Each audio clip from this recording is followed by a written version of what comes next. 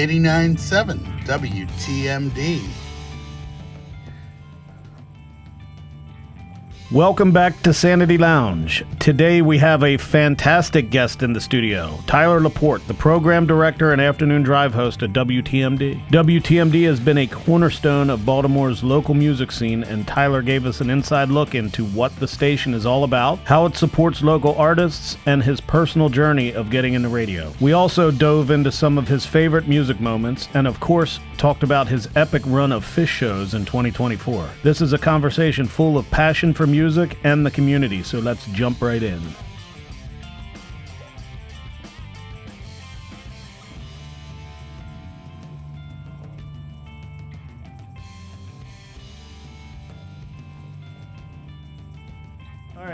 All right, welcome Baltimore. All right. We'll get started here. We have actually a very cool guest today. We have Tyler Laporte from WTMD, program director, afternoon drive host. Yes. So, Thanks for anybody having listening, me. yeah, thanks for coming. This is cool because this is one of those things where you're going to put a face to the voice. Right, that's that my you hear thing. on the air, which I always get fascinated by that because you always try and picture what people look like and you never know. Right. And I don't know if they're ever what you picture. Right. Well, so what were you enthralled today? Were you vibing? I was saying, yeah. No, it's funny because on the ride here, I was listening because as I do literally every single day, and Right. Bob the Paper Guy's filling in, and it's funny because I know the backstory because he's like, "Hey, it's Bob the Paper Guy. I'm filling in for Tyler Laporte tonight."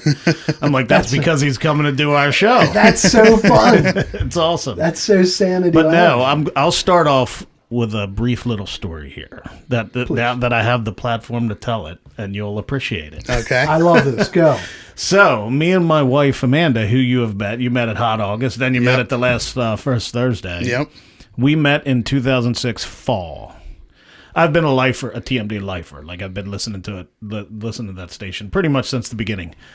Before iPhones, before Shazam, before Spotify, before Apple Music. Old school. So we started dating, and I don't have a car. I just have my tweeter work van driving around. So I'm listening to TMD. You could go online and find their playlist Right. of songs played. The first time she got in my truck, there's little pieces of paper sitting everywhere with dates and times written on them. So she's looking at it like, what the fuck is this? Right. Are these places that I've been? Is he like stalking Right. me? Like, what is going on here? No, they were songs That's that I wrote hilarious. down that I had to go home and go online and look at that date and time to find out what song I just heard on WTMD I got you. because I couldn't Shazam it. Right. there And they was didn't no- have the app yet, so I couldn't just go on and see like the last 5 songs. Right. That's Wow. my story. Amanda thought I was a serial killer when That's we hilarious. first met. But that's smart. I've never heard any listener being like that. Oh yeah, I Dedicated. I'd hear it because I discovered everything, and I'd just I'd look at the time, write it down, write the date down, and then just toss it. Yeah, Toss it he's aside. always been real ravenous for music off the beating path. Yeah. So he has always been that seeker. And pre-internet, what the hell do you do? Yeah. You know, if you recall, Yeah. you have to hardcore either memorize it, which right. or No, have a it was. system. I did it. It was Right. wild. And That's nice. Amanda, we got married. Right. We're together, so it worked. That's I was able to hilarious. explain myself properly, and then she was like, "This is brilliant." She said, "Are And you then got her into the trailing station. me?" But yeah, I mean, I've been a listener forever. That's cool. That's yeah. wonderful. It's really cool meeting folks that have been with WTMD for as long as or for a great deal of time, and seeing like how much it really means Yeah. to them, and also I'm on my third year at TMD. Right. Nice.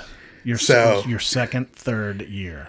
Yeah. Yeah, because you were gone for a little while. You were on the air, then you were on. You were because I mean, we've come up with like Melissa Good on Saturday. She was our favorite. Then it was Galler. Yeah. And then they all left. But you left for a while too. And I then left you came for back. 9 years. Was it Holy 9 shit. years?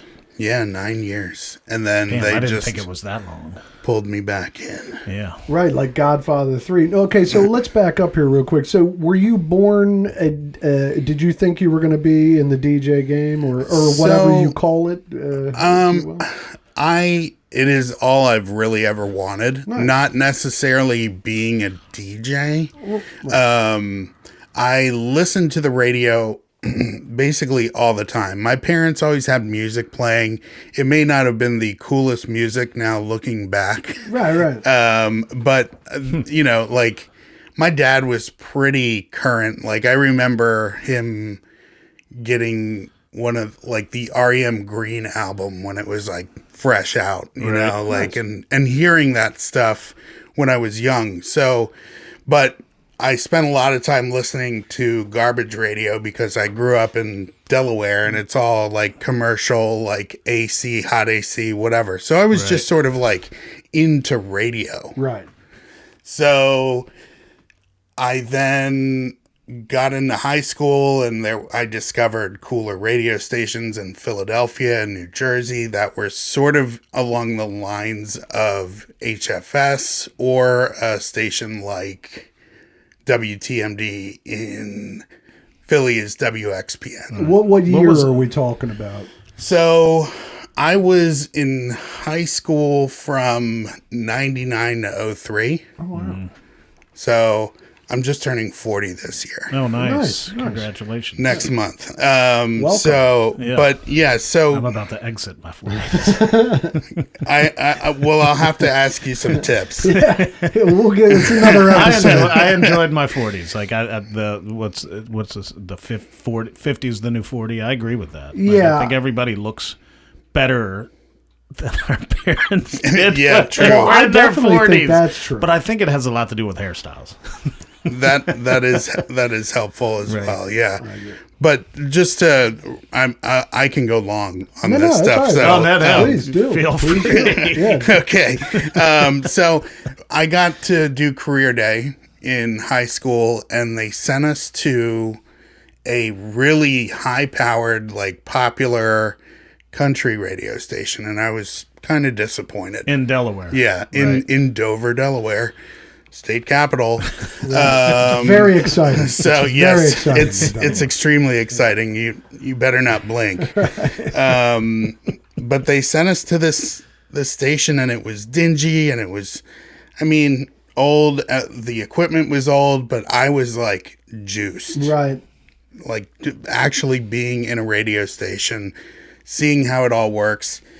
And from that point, I just wanted to be somebody who either did promotion or behind the scenes stuff, like not actually being on the air. Right. You just want to be involved or something. Yeah. In the process. Yeah. Like never thought of being talent. I was just always into music and making the shit happen. Producing. or Right. something. So I then went to college. My parents were pushing me to go to University of Delaware. Mm-hmm. And you can't get involved in their radio station till like your junior, senior year. But I looked at Towson and you could get involved day one. Mm-hmm. And I was just like, well, That was back when it was like in the basement. yeah. Yeah. Yeah, totally. And That's cool too to come in that kind of a when it's just a little germ in the basement. Yeah. And we were so small. Like it was internet radio, kind of when internet radio was young. Right. And it was on closed circuit television on the campus. Oh wow, that's So if you could convince your friends to sit in their dorm room and listen to your radio show, it was a triumph. Right. Sure. But so I did it, and I took the latest spot possible because that was what was left, and you could go longer if you wanted. So I had 2 hours, 10 to midnight, Friday evenings, and then it started turning into like 10 to 2. Right. So, because we were just having fun and just Right. like keep going. nobody's listening, nobody cares. We did fake call-ins, like just made it seem like shit was happening. Sure.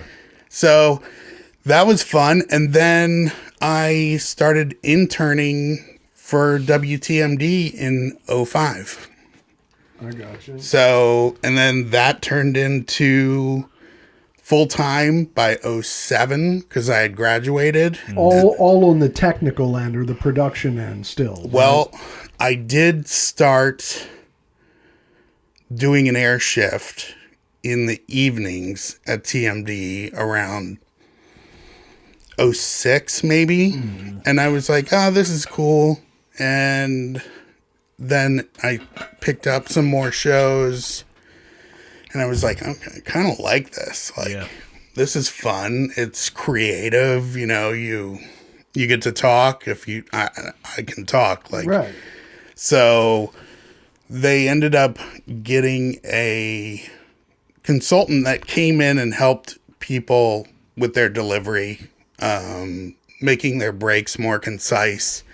And I was like a bonus. They're like, yeah, you can work with the kid.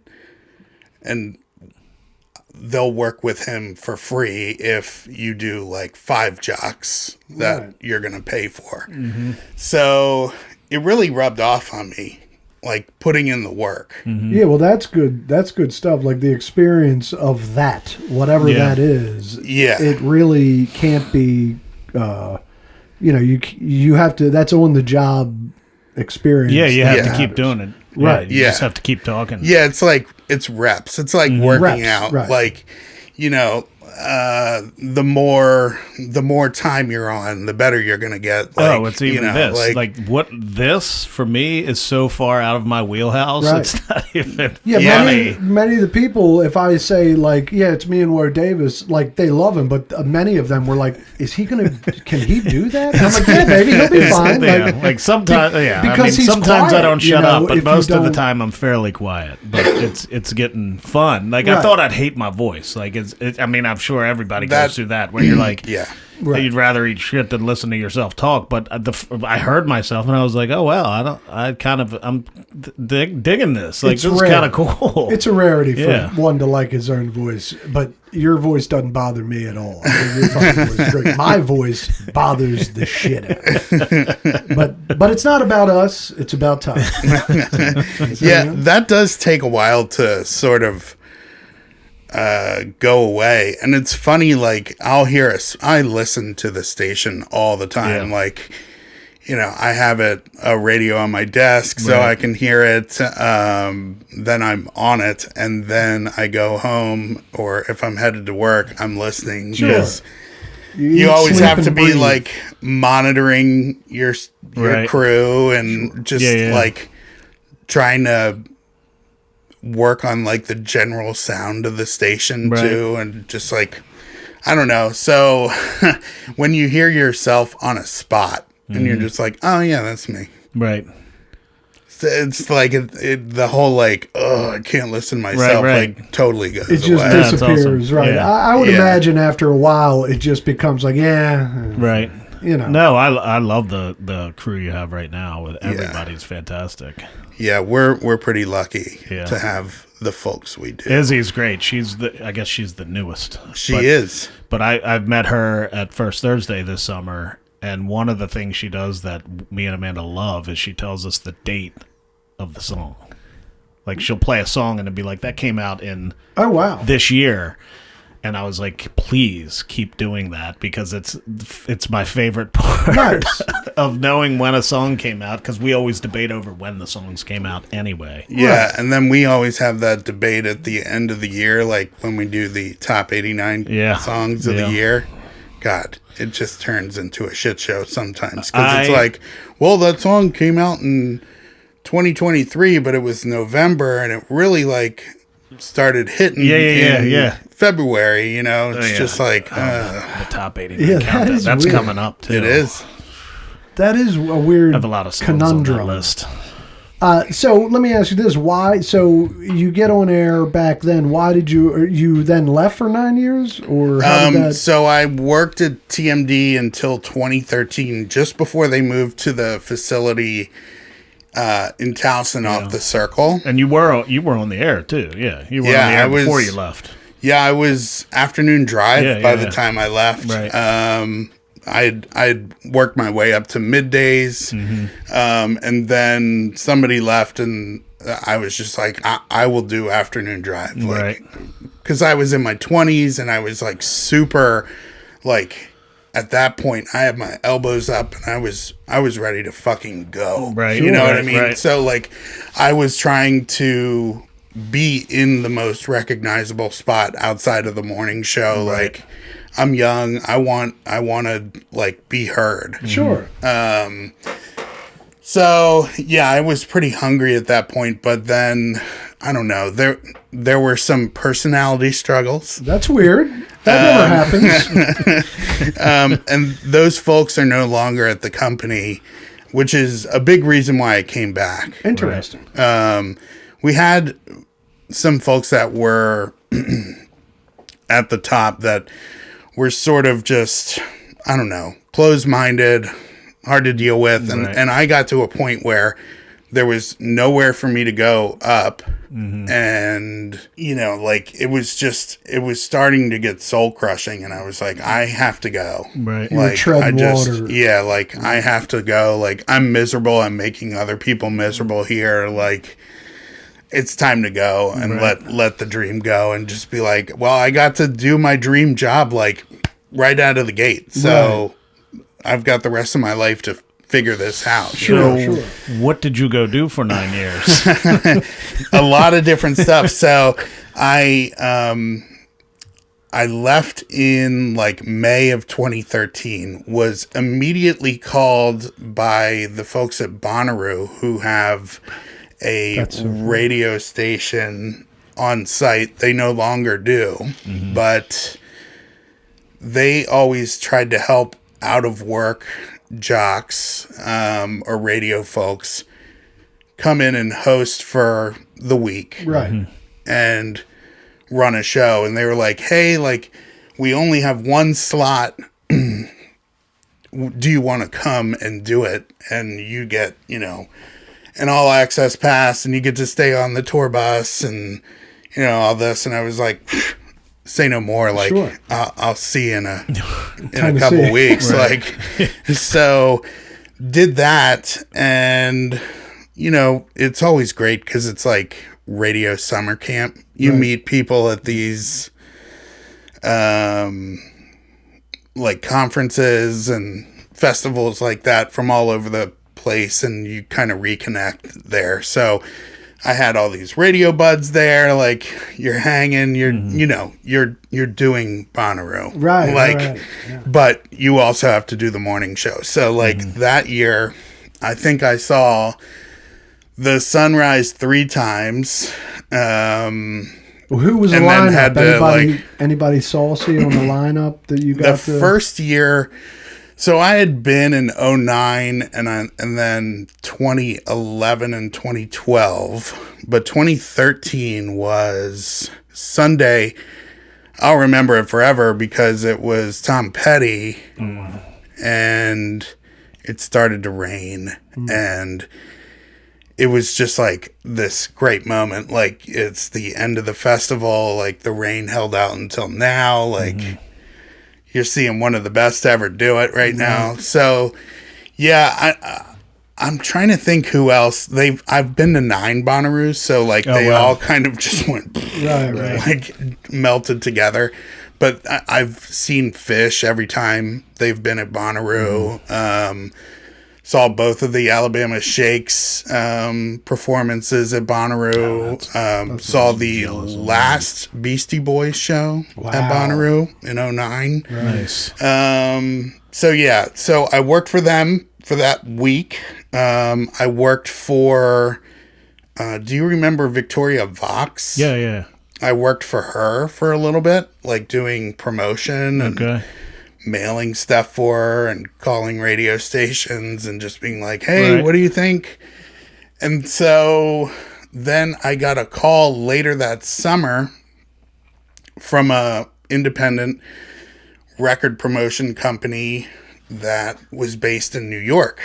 And so I was like, oh, I'll go up, I'll have lunch, talk to him. I'm not fucking moving to New York City. Like, Right. there's no way. Right. And so they were like, you can work from home. We just want you to do promo for AAA radio stations like you just came from, like TMD. Right. And I was like, all right. And they're like, you're going to run the department. Like, we don't have one. So this is a brand new thing. You're like, just going to build it. Yep. So Nice. started that, and I was doing some college promotion, which was their bread and butter. And did that for like 2 years. And it's a hard job. It's like, I always said this, and it's probably a little rude to the artist, but I always said it was like sort of being like a guy that hands out flyers Right. on the sidewalk for a strip club, like for the day shift buffet. It was like, can you just come on in, check it out. Like, I think you'll really like it. Like, you know, It's a tough sell. Right, yeah, right. So I didn't have a ton of luck getting a lot of stuff on the air. I had some small triumphs here and there, like, but it was really hard. And if you like banging your head against the wall, like, that is Right. the career for you. Like, Right. it's tough, but like, you know, if I had stuck with it, I would have seen some of those artists like make their next record, Right. and that ended up doing better. And I'm still friends with the folks at that company, and they work some amazing stuff. Like, I don't know, Run the Jewels Yeah, wow. is I know one of their them. things. Okay. And like Lizzo, Right. when I came in, we saw Lizzo at the Knitting Factory in Brooklyn, and it's tiny. It's like almost smaller than the Auto Bar. Right. Wow.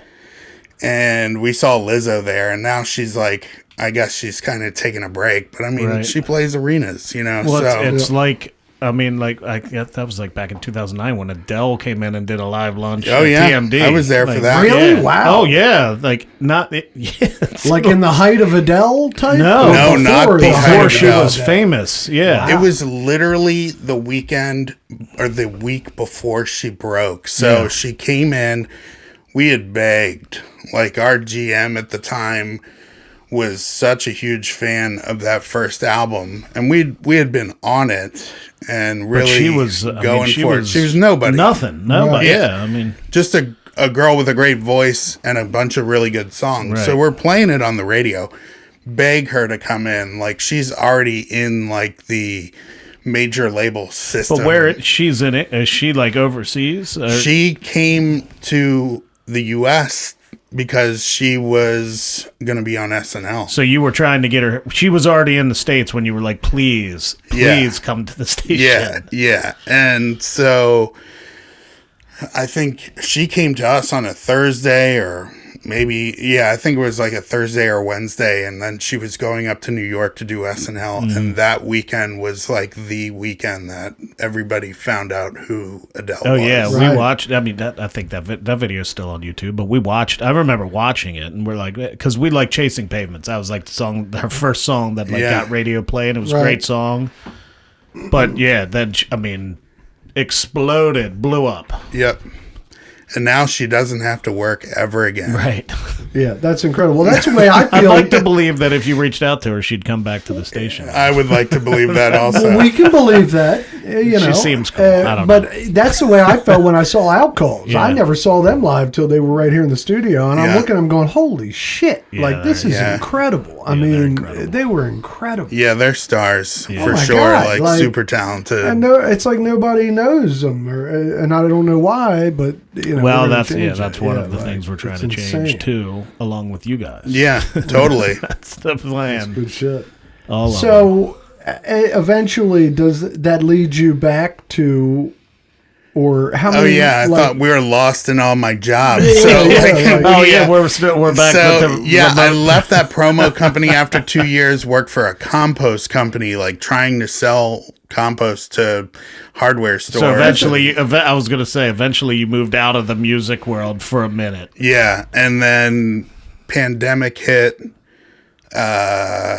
I mean, Great time. Right, no, I'm not kidding. yeah, it's super awesome Right. because that led to like a complete like mental breakdown for me. Like I Sure. ended up in like intense therapy and like got me on meds and all this shit to get straightened out. And so that was like, total reset in 2020.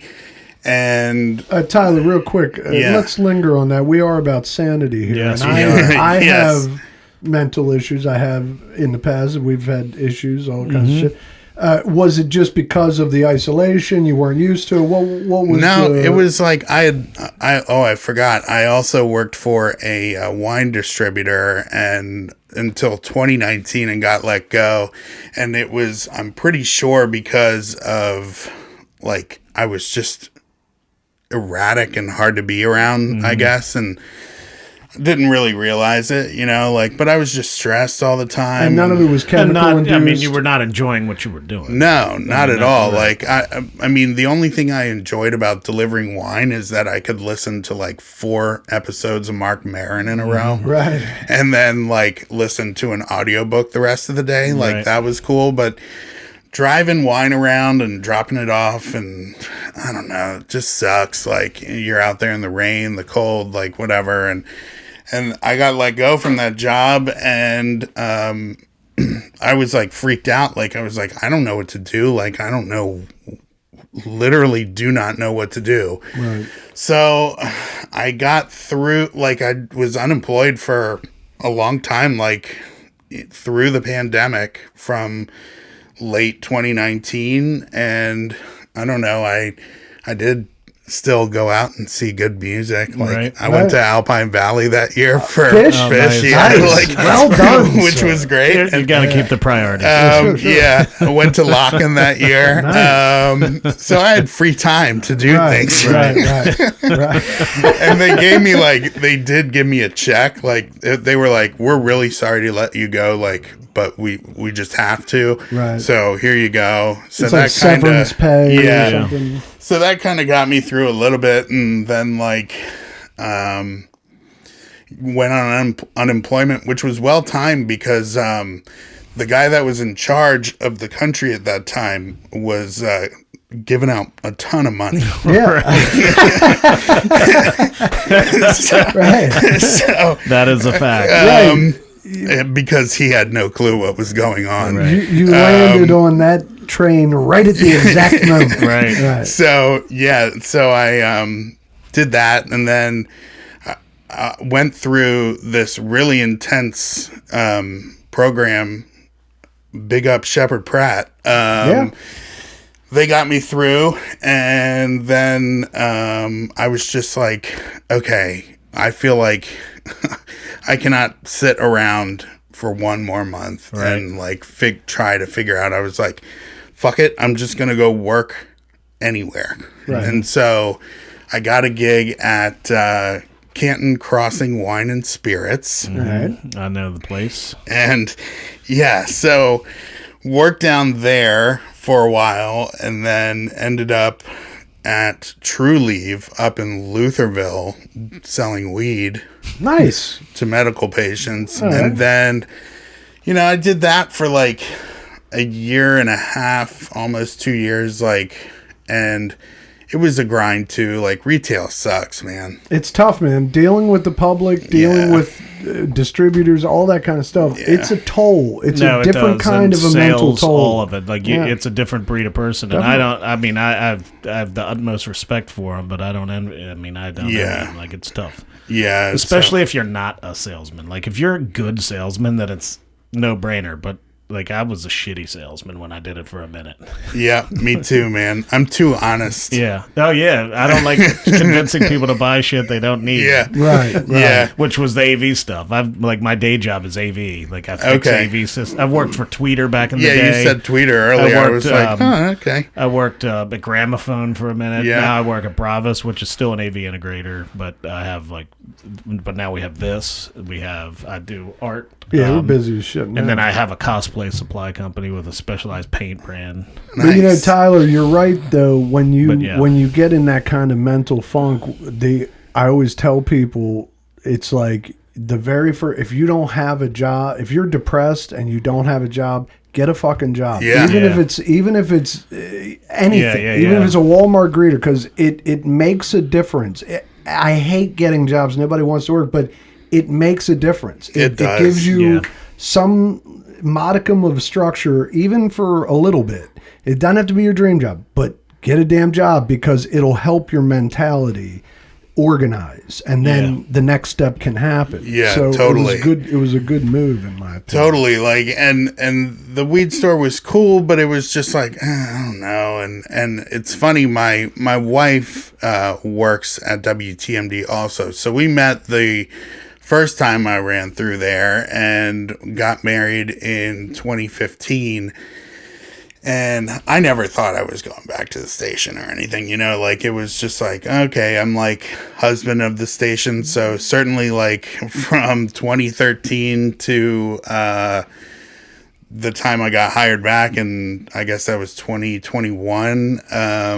You were technically kind of still around. Yeah, I was still unloading the tent or breaking down the tent after events. I'm like, what the fuck is going on? Why am I not getting paid here?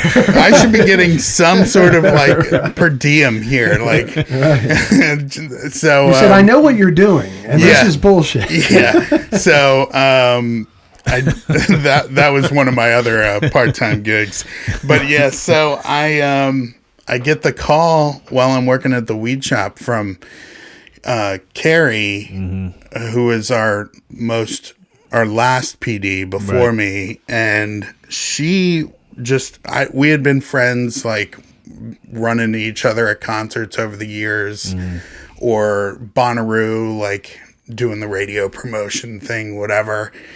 And she called me and she's like, hey, dude, I got a part-time gig, like just working on the music logs and like helping out around the place for only a few hours a week. And I was like, I'm there. And I brought my wife up because she was always sort of advocating her bosses or the boss's program director there to get me back. Right. Like he's right down the street. He's not doing anything. Like I'm sure he'd love to come back, like if he were asked, but he's not going to ask to come back, which is true. Like I was out, right.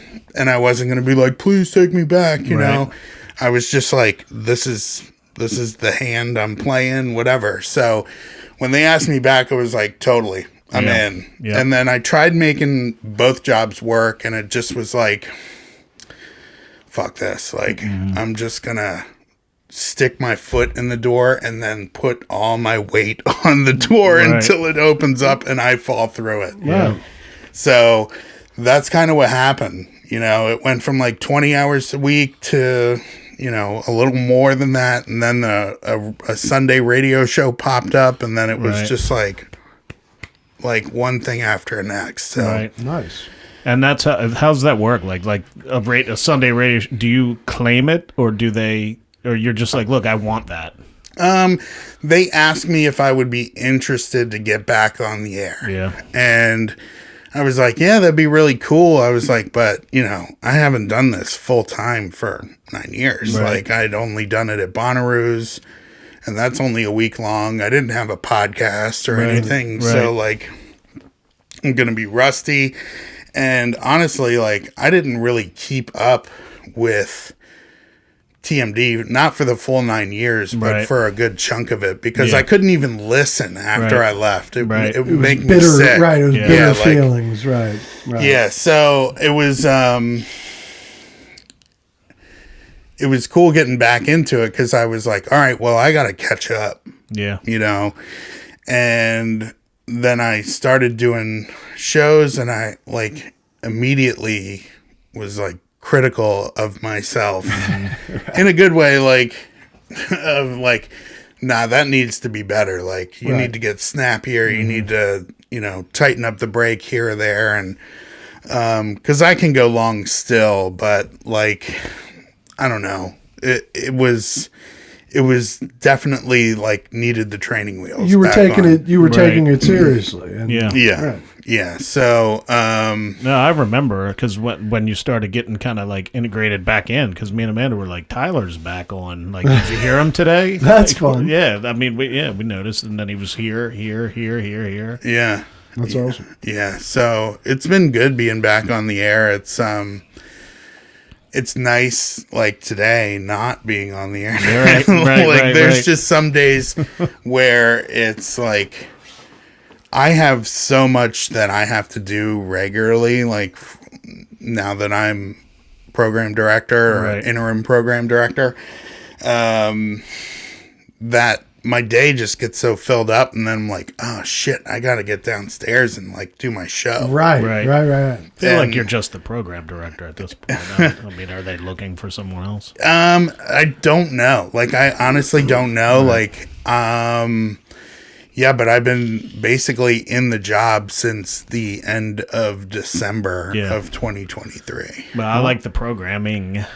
Thank you. I do. Like, we comment on it. Yeah. And it's funny because we go through our ups and downs with TMD, but not because of you guys, because of the music. Like, sometimes the music's just not as good. It's the bands aren't putting out as good of music as we like, so it's like all of a sudden, so then we have to switch over to Alt Nation for a minute, but we always come back. Like it literally plays. We have echoes everywhere in our house, and like TMD is literally on there 24 hours. I was saying, I always hear TMD out of the Davises, always. No, I mean, we're heavily entrenched in that organization. Absolutely. Like we're supporters, like we're, I guess, producing partners. Yeah. Yeah, so we got everything we can. That's awesome. That's awesome. Yeah, I mean, I get it. Like, you got to take breaks even from your favorite stuff. Yeah, right, you know what I mean? Like, and I'm the same way. Like, our Subaru, like, we have satellite in there. It's supposed to be the enemy, but I really enjoy it. I mean, what are you going to do? You're human. You have to have variety. It's great too, especially like for a road trip, and you don't have to lose like your station. And they have Phish radio. I was going to say, and they have Phish radio. So listen, real quick, so we can, we're going to shift topics here briefly. Okay. But first of all, the Bonnaroo history is awesome, and to tie it back serendipity to the show, because that's what we like to do. That's Kenny's favorite thing that you do. Is it? No. He hates it. Serendipity. Where is Kenny? Show the word, Kenny. Here. He's bitching me out as we hear this. Handsome devil. He hates it. Anyway, wait, I don't even remember the point now. Bonnaroo, the producer, Bonnaroo. Chris, he like did something the live sound, pretty relevant for the first like the live recordings. Live recordings. The voice of God. The voice of God, baby. Yeah, that's our producer, Will. Live recordings on the main stage and the second stage for 4 years. Yeah, like the first 4 or 5 years of Bonnaroo. Yeah, but I don't know when were the first 4 or 5 years. 2000? Yeah. Or 01. Was it that long ago? Yeah. It was 2000 through 2008. Nice. God, 8 years. So that's what I mean. So 4. like he was there. It's just wild that, Bonnaroo binds us. Yeah. And Phish Trey was on the first run of Bonnaroo. Phish didn't do it for a while, right? When did they do it? The first one was, it's funny because my first show was 6/10/09. So I came to it late. But is that a Bonnaroo show? Or That is that was just a the regular show. That was the show before Bonnaroo 09, which was the first year that Phish played it. Wow. And they played 2 shows. So they played like Friday night and Sunday night. So the Friday night show was my second time seeing them, and it was funny. My first show was at the University of Tennessee. Oh, wow. Like Volunteers, whatever. Cool. And like in their basketball arena. And it was cool, like, Who, Phish? yeah, Phish. What year? Really? That was 09. Wow. Yeah, so I thought it was good, right? But Had you ever heard them before? Were you I'd going heard in? them, like, so I listened a little bit in high school, and I was sort of more into the Dave thing Okay. Right. then, and because those were like shows my mom would let me go to. Right. Yeah, 'cause right, they right. seemed wholesome enough, Right. I guess, at the Sure, time. sure. But they still They sold weren't. nitrous balloons Yeah, yeah, yeah. Oh, after. so I'm they like- were all ridiculous criminals, but Right. yes. Go ahead.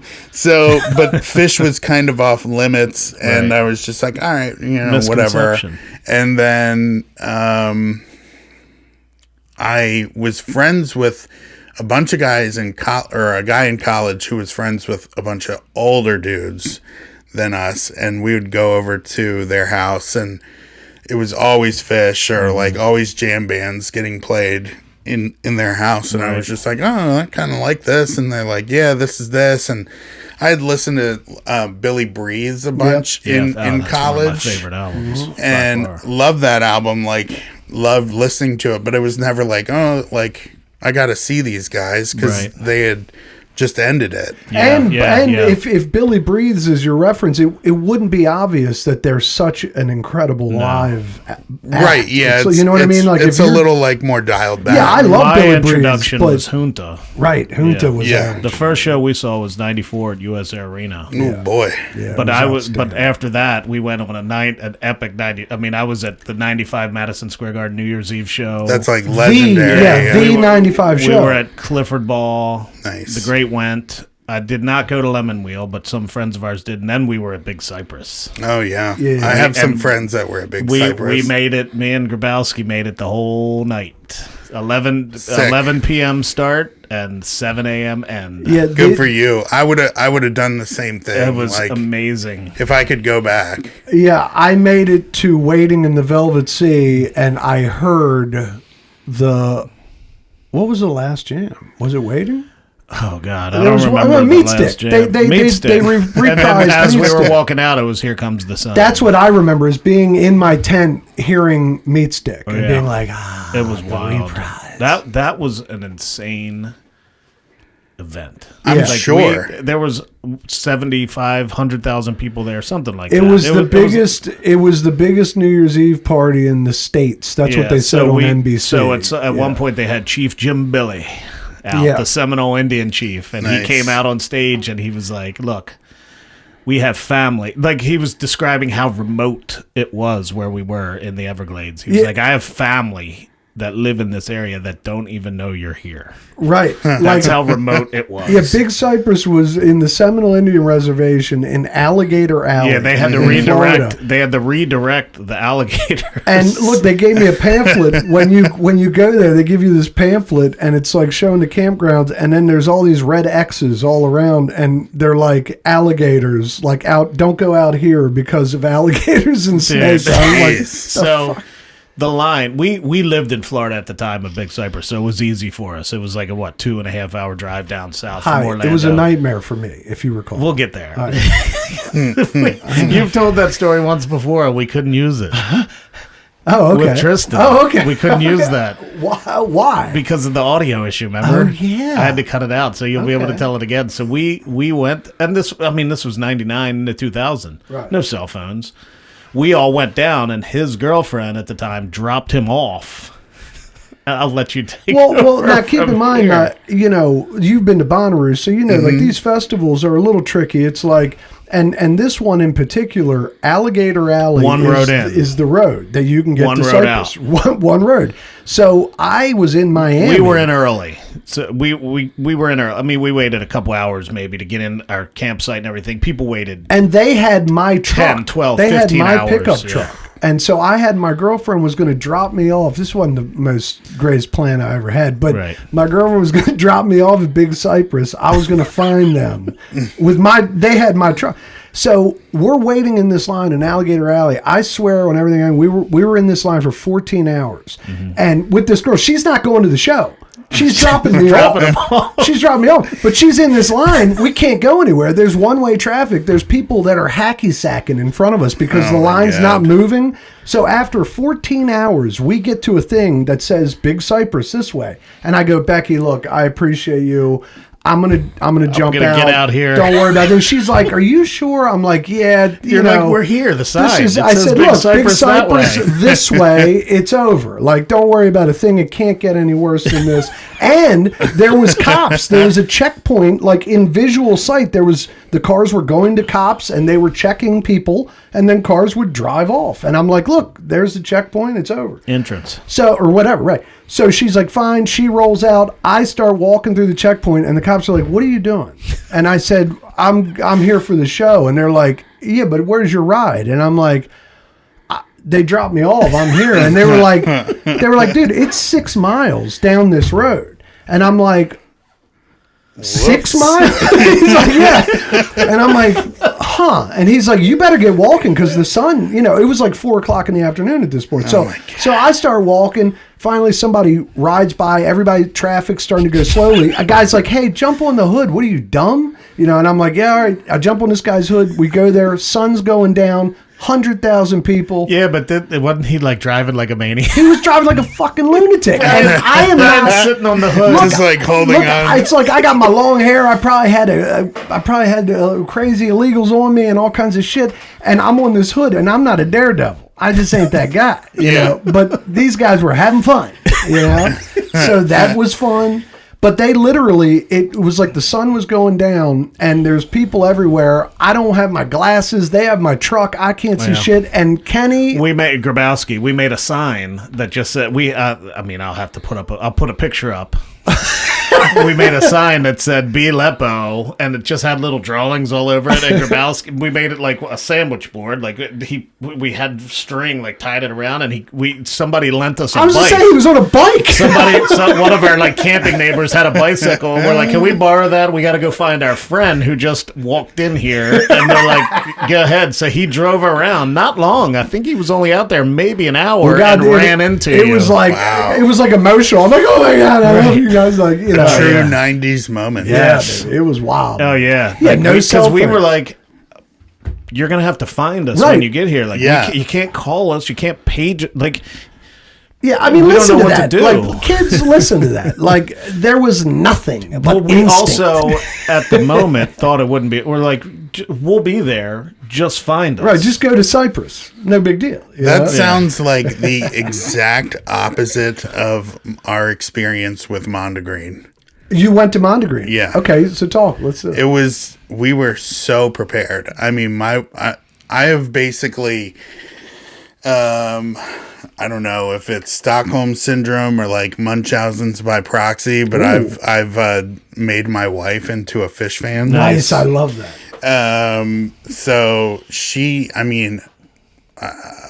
Mondegreen went on sale in February, right before we went to Mexico. Right. Oh wow! So it was Phish. Whoa! You went to Riviera Maya? Yeah. Was that the first one? Or have you gone before? My first one. Yeah. My first really? one. Yeah. That's how is it? I bet you that is fucking great. So did you stay at the resort that they're at? Yeah. Did you run into them? I don't know where they were, but like they weren't there. No, or maybe they could have been, but it was fun. Oh my God! I mean, it was wild because we got there 2 days early. Mm-hmm. I wish we had them on the back end, like now that I know how it goes. But like, so we were there 2 days before. Got to do all the resort, and then there were kind of lingerers from Dave Matthews, Tim Reynolds weekend, which was at the same resort. So like we were running into people from that, and we're like, "How is it? Like what's the whole deal?" And they were explaining it to us, and we're like, "Okay, that sounds cool." And then we just did resort shit, like sat by the pool, drank as many like frozen drinks as you possibly could with rum floaters on them, and then try to not like get torched by the Riviera Mayan sun. And then the first day comes around. They only did one set that night. Right. and you know, you go to dinner, or you're at the pool all day, then you go to dinner, get the all-inclusive dinner, like the whole thing's all-inclusive, so like you just go for it at dinner. Then you go to the show, you get in there, and they had tons of like great food in there. And in the show, wow. Like you could go like throughout the show, they were replenishing everything. Run back there at set break, or at the end of the show, they would still be like cranking stuff out for people. And I don't know, like they had like mangoes on sticks that they would peel like right in front of you, and then sprinkle like chamoy sauce and tahini all over it, so it was like sweet and sour and salty. Have you ever been to a Mexican resort? Hell no, but I'm in. I would love to. I mean, I've been to Riviera Maya. You've been to Riviera Maya? Not with Phish. I was at 8. I mean, there's more than one resort. Yeah, no, I've been there, but it's big. I've been to Mexico 3 times for wedding, honeymoon, like. But I would not Phish, and I'm. But I've heard that in particular is like an awesome little compound. It's great because it's awesome because there's probably only like no more than 6,000 people there for the show, and there are normies at the resort while you're there, which must be very odd to be walking into that people shit. At the resort that aren't there for Phish. That should be. That's probably interesting. Fucking weddings. Really? Wow. Yeah, so it's just like all of us like crazy They don't even people. like rent the resort. That's wild. Yeah. I didn't know that. Yeah. So it's funny, like Phish flags on every balcony. Like that's how we started talking to people. We were on the ground level and had a Maryland Phish flag up, and just like people kept stopping by. But once you're in the show, like it's on the sand. You can stand in the water if you want, like during the show. Can you like go back to your room and come back, or you have to stay on the? You can just wander, do whatever you want. Yep, but there is like a gate into the venue. Right. But like Kristen would go back to the room sometimes during set break. Right. And she told me you could hear it clear as a bell on our balcony. So like she'd end up sitting there for like 3 songs and then coming back. But the kicker, once you're in and on the sand, they start sending waiters out into the crowd. They're so awesome, dude. Babe, nobody does hear what this? Phish does. Nobody. Yeah, you got to hear that.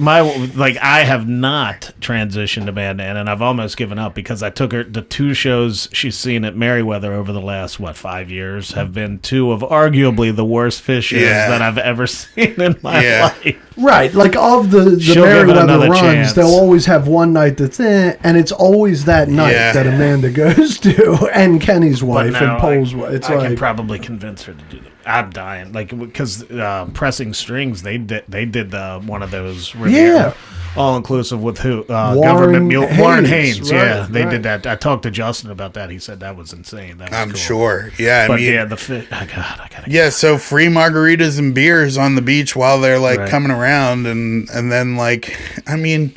It's your favorite band in the sand. It's incredible. Unbelievable. Like, but it's not obnoxious and crowded. It's you could probably like do this around you.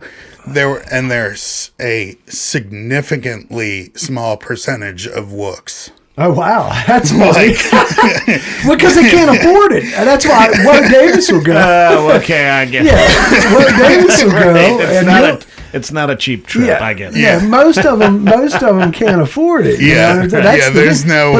Can I borrow your wristband? So it's interesting. You know, Tom Marshall, the lyricist. You ever listen to his podcast? He's got here and there, or what's it called? Under the Scales or something. Yeah, Under the Scales. But he has talked about. He's had a lot of. There was a spinoff of that podcast that it had to do with like celebrity people that are into Phish, and all of them that he was talking to have been to the Riviera shows. So it's the perfect spot to see an intimate show. Yeah. You might see a celebrity or 2. The only celeb we saw really, like, if you want to call him that, was Ben Atkin from. He was the original drummer for Goose. Oh wow! And he had like just been fired and was there. So let me ask you this: that was this last year? Was this last year? This year. Or this year. So what do we know the story there with that Goose? Like why did he leave on amicable terms or was it a firing?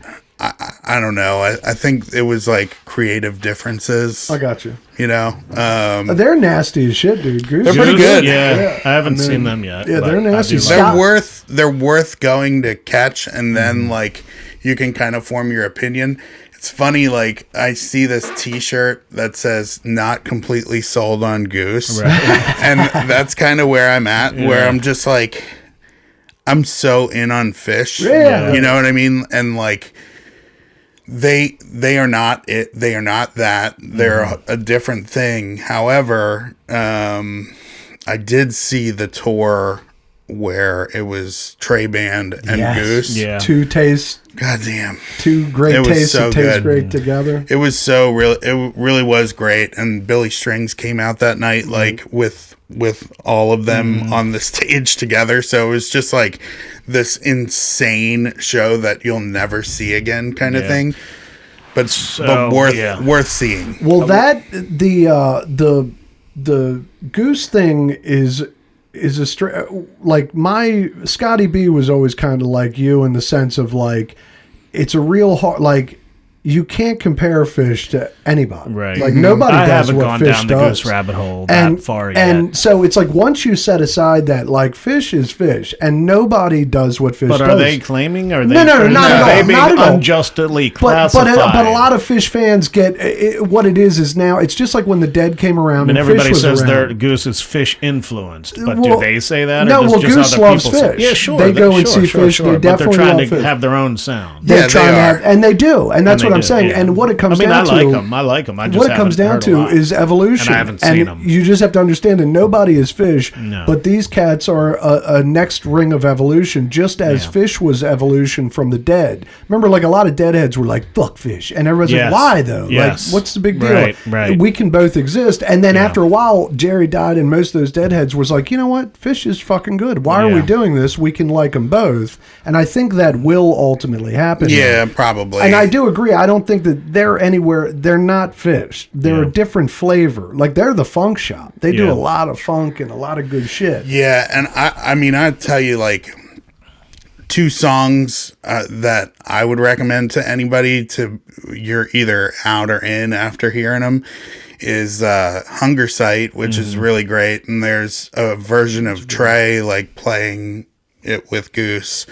And then there's another song called Madhuvan, which is like basically, I wouldn't say it's like their tweeze or anything, but it's like a 20-minute song on the record. Right. I got you. You know, and it's sort of like this like great Odyssey song, and they really like go for it. But yeah, I mean, I like them fine. It's just I saw them actually the first time was during the pandemic, and it was one of those shows out in Frederick where you could drive in. Oh, yeah, I think went he saw to it. Yeah. Alex Courtwright. He was my white whale. I won two of those. I Nice. saw Grace Potter and Galactic. I mean, I only went to the one, but that was a badass concept. Yeah, I wish it was still a thing. Yeah, I he know. said he Like loved the Me drive-in too. concert, because not only was the band playing, but it was on the jumbotron above them. Right, Yeah. because it was a And drive-in you get- theater, you- right? Yeah, I mean, Yeah. you park.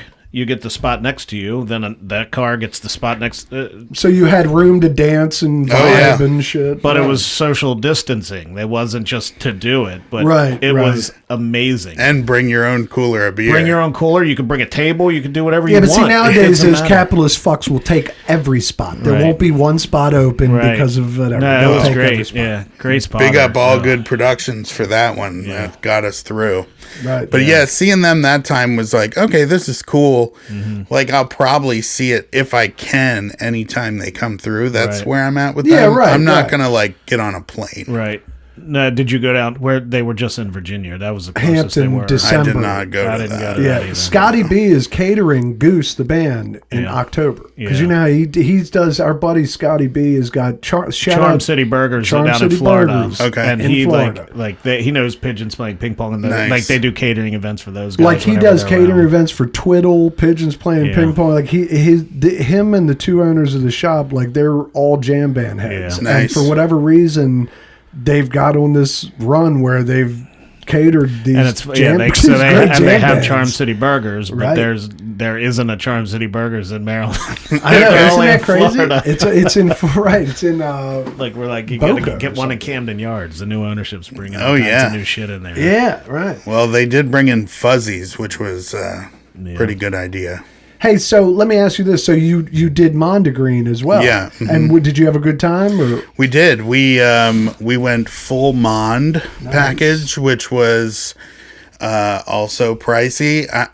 but you were close enough. To Oh, that we were damn venue. so close, like crazy close. We had our tent was like 20 feet in diameter. Had You had one of those, the big, like the fire festival Right. tents. Yeah. It's like right beside Yeah, where I the saw- Ferris. Where I had to drive down to Bethany, so I passed. I didn't go to Mondegreen because I went out to Dick's. I go to Okay. Dick's. We have buddies that live in Good move. Yeah, Morrison and Lakewood, I think. So we go. I guess this is the third year I've gone out there for Dick's. That's cool. But the O's played the Rockies while we were there. So Cool. We went to all Double three up. Oriole games, and then we went to Thursday, Phish, and Sunday. We didn't go Saturday and Sunday because we went to those games. But Sunday we did Phish or O's in the morning and Phish at night. Oh, And and dude, Sunday the was encore- arguably- Sunday is Our- like the show. That's dude. what it That said, was yeah. that was one of the best shows I've ever seen in my entire life. I believe I love that. that. They encored with Sabotage. Yeah, yeah. But it I brought love the that. tweezer because me and Zoransky were.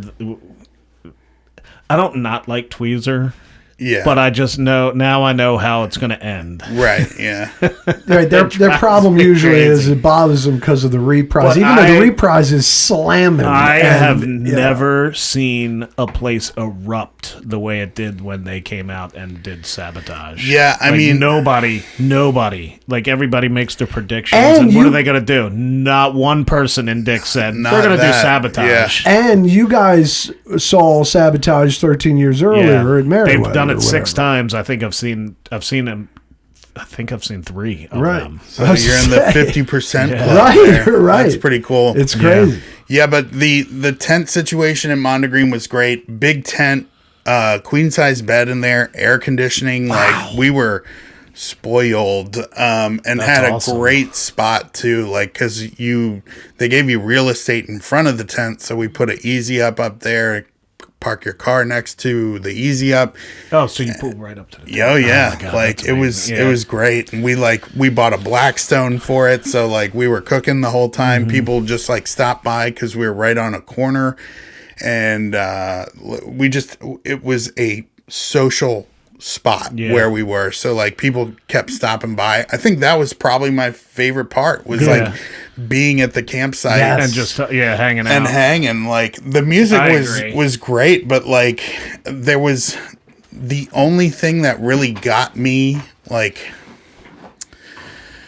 a few things got me at Mondegreen. So I had never seen Peaches, Nice. and I hit 70 shows on Sunday of Mondegreen. Good for you. Which I know is low. I'm that's- trying to get up there.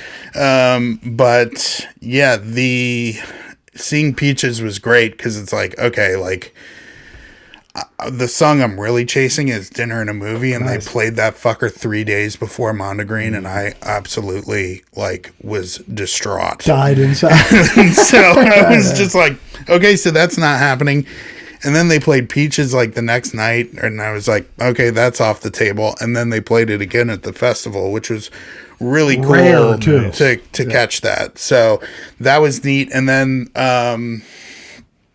Saturday was my best friend's wife's first show, and she has slowly been getting into it on her own, and she really likes You Enjoy Myself. So like the whole time, like, you know, they open with the Mike song and go through that, and then like that night was like banger, Hit banger, after banger, hit after right? hit So like after crazy. So we're getting closer to the end of the show, and I'm like, man, I'd And that's her really, first Phish show. Yeah, yeah. And I was like, I'd really love it if they played Yem for her, like, for me. Like, Right. to be like, I'm the one, like, ushering you into this thing. I want you to get, like, the thing you like. Yeah. You know? So, like, I was, like, nervous.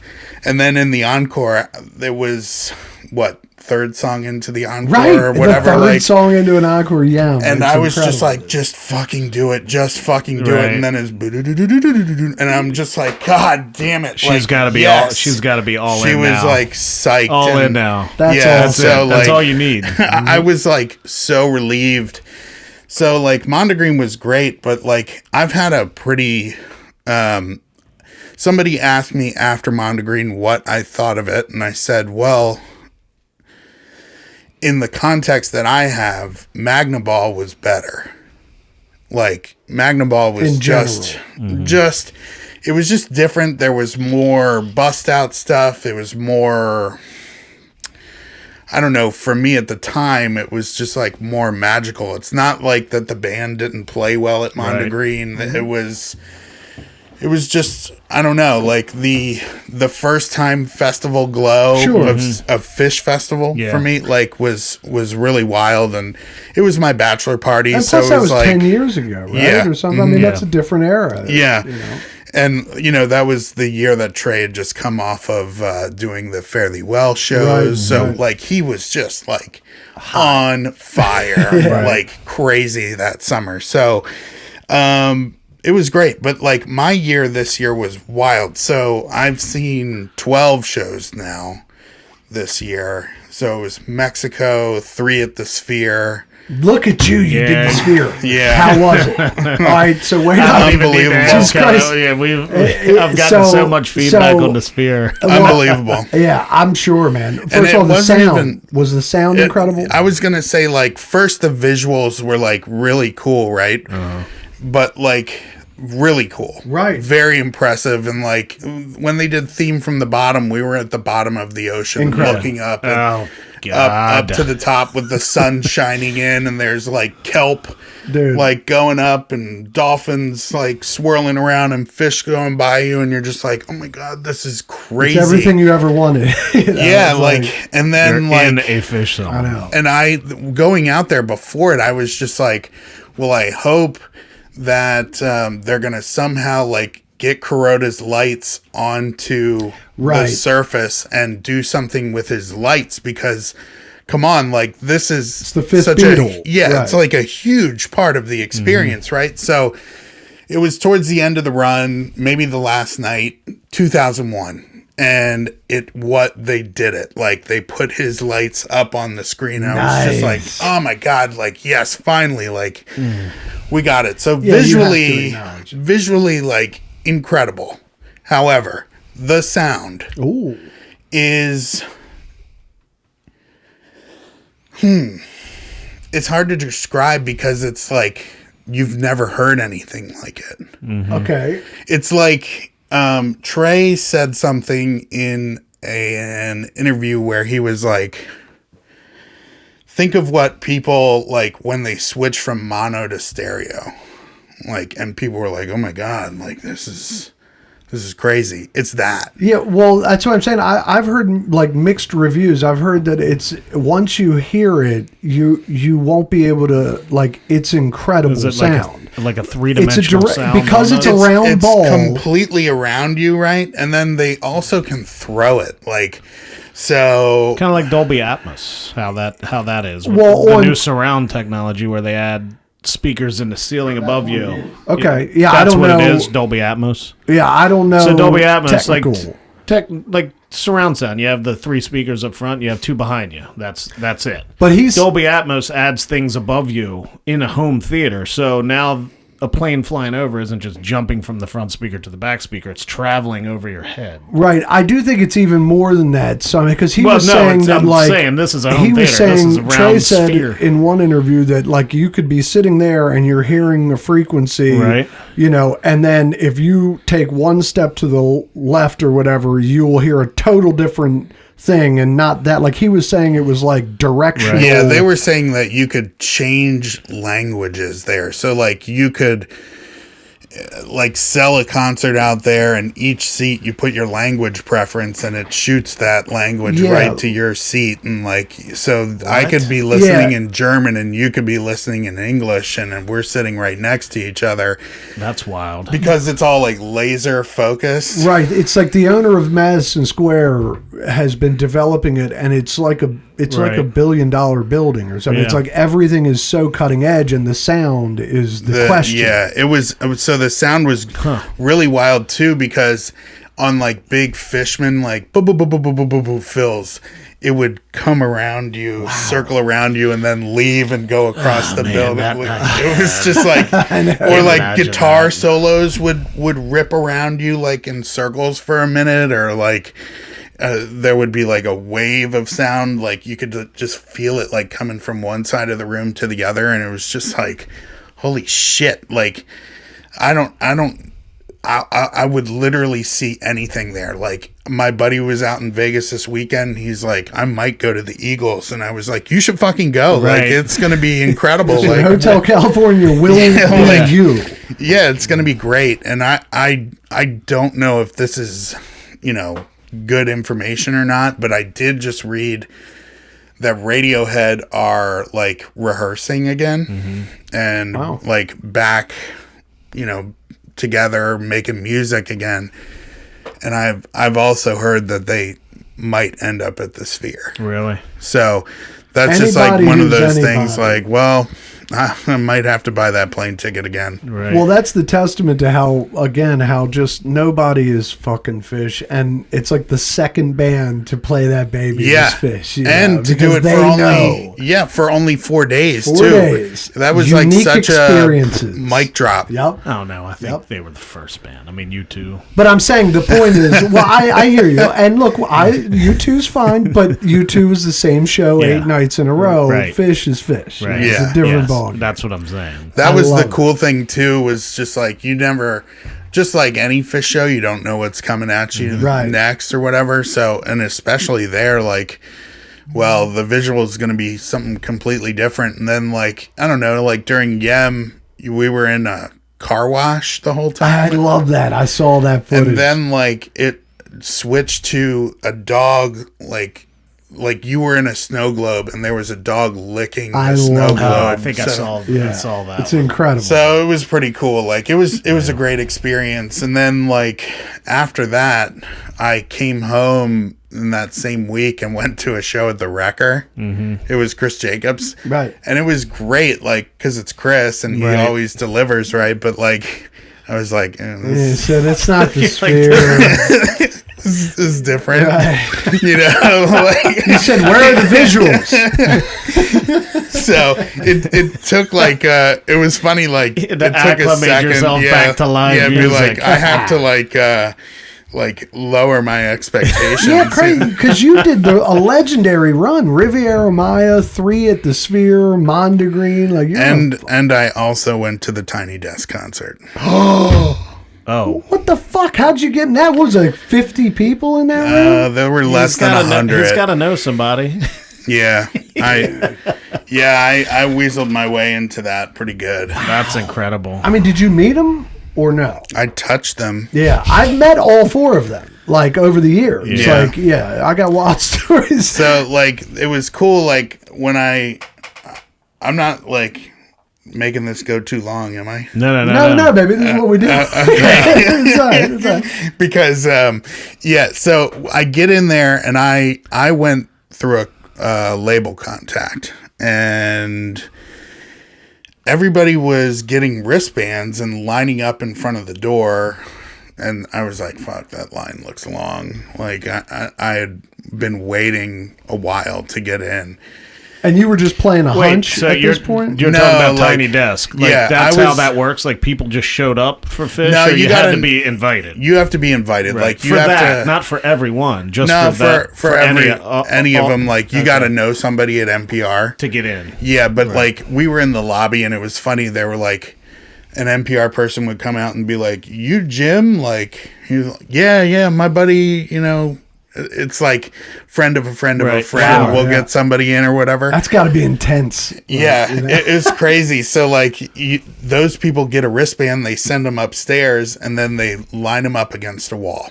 And so we get in an elevator, and this guy has wristbands, but he only has them for 3. There's 5 of us in the elevator, and he's like, "We don't have wristbands for you." And my guy was like, "Oh, we're with the band," and I'm just like, That's a gutsy. I was like, okay, yeah, we're with the band. And so we get out, the line is huge, and then we just make a left instead of making a right to go to the end of the line. Walk in, the security guards stop us, and they're like, yeah, we're with the band again. And I'm hearing as we walk in, "You enjoy myself." Wow. And I'm like, this is crazy. Like, this is sound check, and that probably means that song's going to happen here. Right. Like, I thought it was going to be like the Evolve press Sure, tour absolutely. kind of thing. Like, Right. Billy breathed the song into Evolve, or, Yeah, like yeah. that kind of mellow. So everyone you encountered just believed you were with the band. correct. Yeah, dude. And in a lot I of guess- situations, like if you just like continue walking and look like you're supposed to be It's there. Seinfeld. Sure, It's sure. not. Remember, Jerry. It's not a lie if you believe it's true. So, I mean, we were technically You with were the band. with the band. Like, technically. Just there to see them. Right. Like, but this guy actually, like, works for their management Okay. company and So their label. Like, That's amazing. yeah. So he's just like, okay, I'm going to go off and, like, do business stuff with, like, the managers or whatever. And I just stood in this perfect spot, like, right in front of the desk. Oh, my God. And they're still doing Yem and like doing different parts of it, and then they decide at the end, and it's so cool because Big Red is fully in charge of the band and like what they're gonna do. So he tells the NPR people like, okay, after we usually do this vocal jam, but while we're doing that, we're gonna walk out into the crowd. They're like, I don't know if we want to walk out into the crowd, and he's like, no, we do. And I love and they're Trey. like, I don't know, how about you just like walk in front here? And he's like, that's not gonna work. We've done this a 1,000 times. Like, we're walking out into the crowd. So they practice that, and they go right by me, like right up tight on me. And there's nobody around. Like, I just kind of step to the side, like, sorry. And so kind of knew how it was going to go at one point, right? So I think Sigma Oasis opens, like, once they get all the people in. Sigma Oasis, then Evolve, and then Yem. And so they get into it, they trampoline, like the whole thing, and it's just like, That's they're where incredible. you are to me. Yeah, I mean, this that's is a fascinating amazing, dude. story. Yeah, I that's gotta- amazing. Dude. So like, I'm fucking losing it Right. the whole time, like, but just keeping it cool, Yeah, like, right. And they come out during the vocal jam, and they had tiny instruments, so like they're playing tiny percussion instruments. And Trey walks by, he gives my wife a high five, which is dope. That's And so awesome. And there's then- video of that probably. 'Cause Yeah, we're I'm in the saying- video That's awesome, a few dude. times. Yeah. That's So like, awesome, dude. quick, but we're in it. Yeah. which Right. is cool. Wonderful. So I just put my hand on his shoulder and said, "Hey, thank you Right. for everything." And then he just like kept going. And then they all progress, and then Paige stops in front of me, and he's like, "Do you want to play my tambourine?" So I gave it the old bop bop bop bop bop on the tambourine, and he was like, "Thank you," and then just like walked on. Fucking So it was just like, incredible, dude. I was like That's part wonderful. of a Yem vocal jam. That's like, so That's for amazing. real. I mean, that's legendary story. Yeah, That's a good wonderful shit, story. Yeah, it's really cool. Like, and then And that was like 6 months ago. Or something. That was just last year, right? I that mean, was this year. Yeah, it was. Several people, yeah. several of our listeners listeners are going to really appreciate that story. Oh yeah. It was cool They're too. friends. Like we thought it was over after that, and then they left, and then NPR guy came back out and like pumped everybody up, and then I think they did. I know they did "Chalk Dust," but I Oh, forget wow. what the other song was. So we got 5 songs out of it, and like Wow. So they only aired those 3. they aired all of them. If you like go through the credits, Really? you get the other 2. Wow. Okay. Well, Yeah. I'm gonna have to find you. Yeah, so it was sort of one of those things like that was completely special. That's wonderful. And I've had some moments with Phish, like at Bonnaroo, where I was on the side stage for them. It was my 3rd show. I'm on the side stage watching them play with Bruce Springsteen, like crazy. And then in 2012, I got to stand behind Kuroda Nice. in the control tent, him doing the whole show at Bonnaroo. So like I've had access to them in the past, but Yeah. never anything like No, that. the tiny desk, that's epic. Yeah, that's because epic. they're not going to do that again. Right. Yeah. Right. It was Like a one and done. there's not going to be another Phish tiny desk. Concert. No, there doesn't Yeah. need to be. Right. Yeah. And in the world, there was only 80 people that got in that room. Yeah. And you Yeah, were, that's you amazing. and your wife were one. Yeah, That's we awesome. we That's lucked good. out, and that was all on a hunch, man, because I was on Instagram. It happened to be during Bonnaroo weekend this year.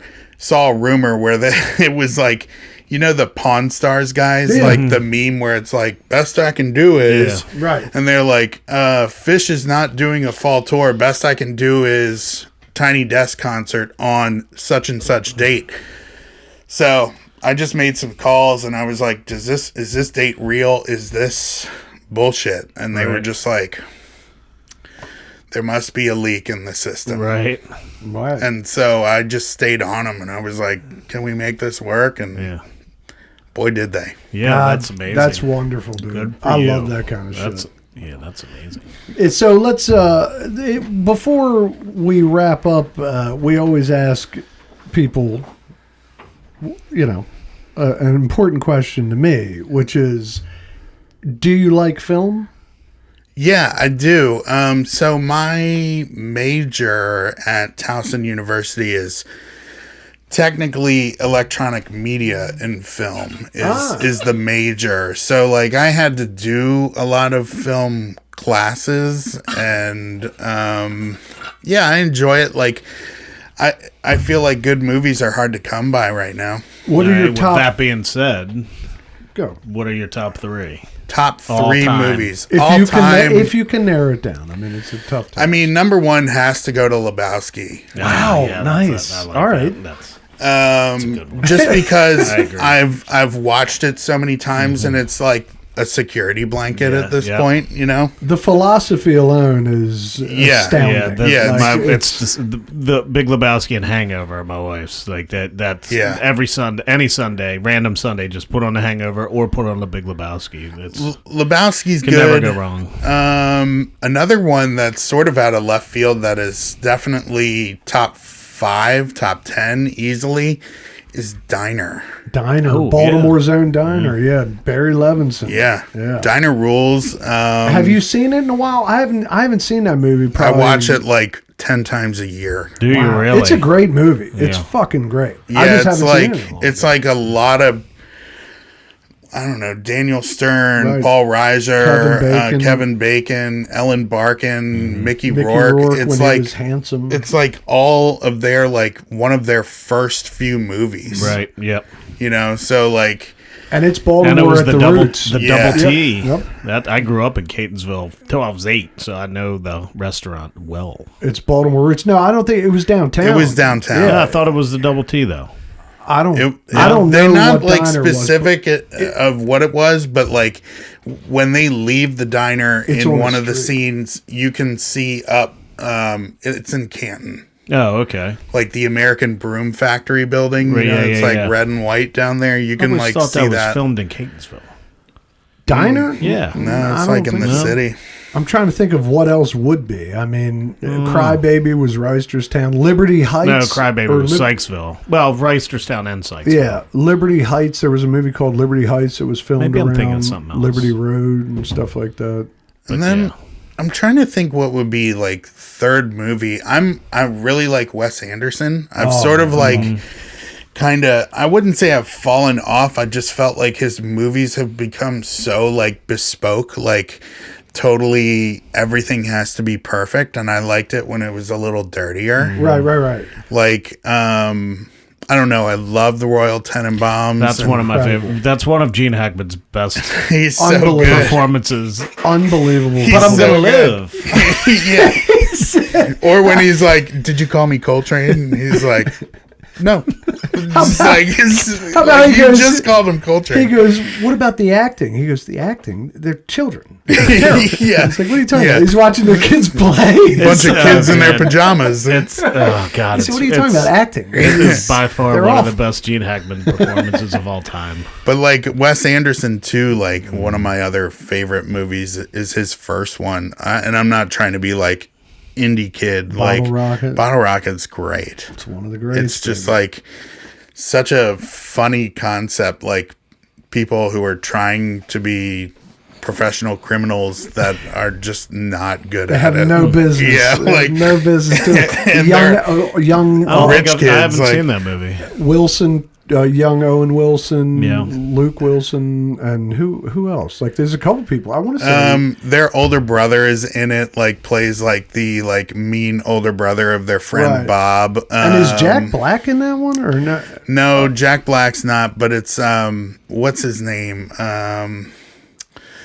Khan. What's the Scott Conn. Not Scott, his dad. Oh, James Caan. James Right, Caan. right, Like right. yeah, he's like the only other like real notable actor Right. in it, and he plays like the guy who ends up like fucking them over. Right.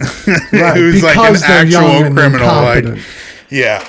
Look, so Big Lebowski, full disclosure, when Big Lebowski came out, we were in Florida. Yep. We watched it, you, me, and BA. Yeah. I hated it. Really. Hated it. Oh man, I don't remember you hating it. Yeah, you Maybe must I not. do. For about 2 Did I get years. angry? Was I angry Yes, at you? and BA were like, "What are you talking about?" Like no one could figure it out, and I didn't. I just didn't get it. I don't know. I don't know whether I was I don't know, but I just didn't get it. And so years go by, and I end up moving with Jeff Myers, my man Jeff, and Jeff has all these movies, and for years he's like, "Why are you a dick about Big Lebowski?" And I'm like, I just don't like it. He's like, "Listen, we're going to watch it again." I'm like, I don't want to watch it again. This is not. For years, Right. he hounded me.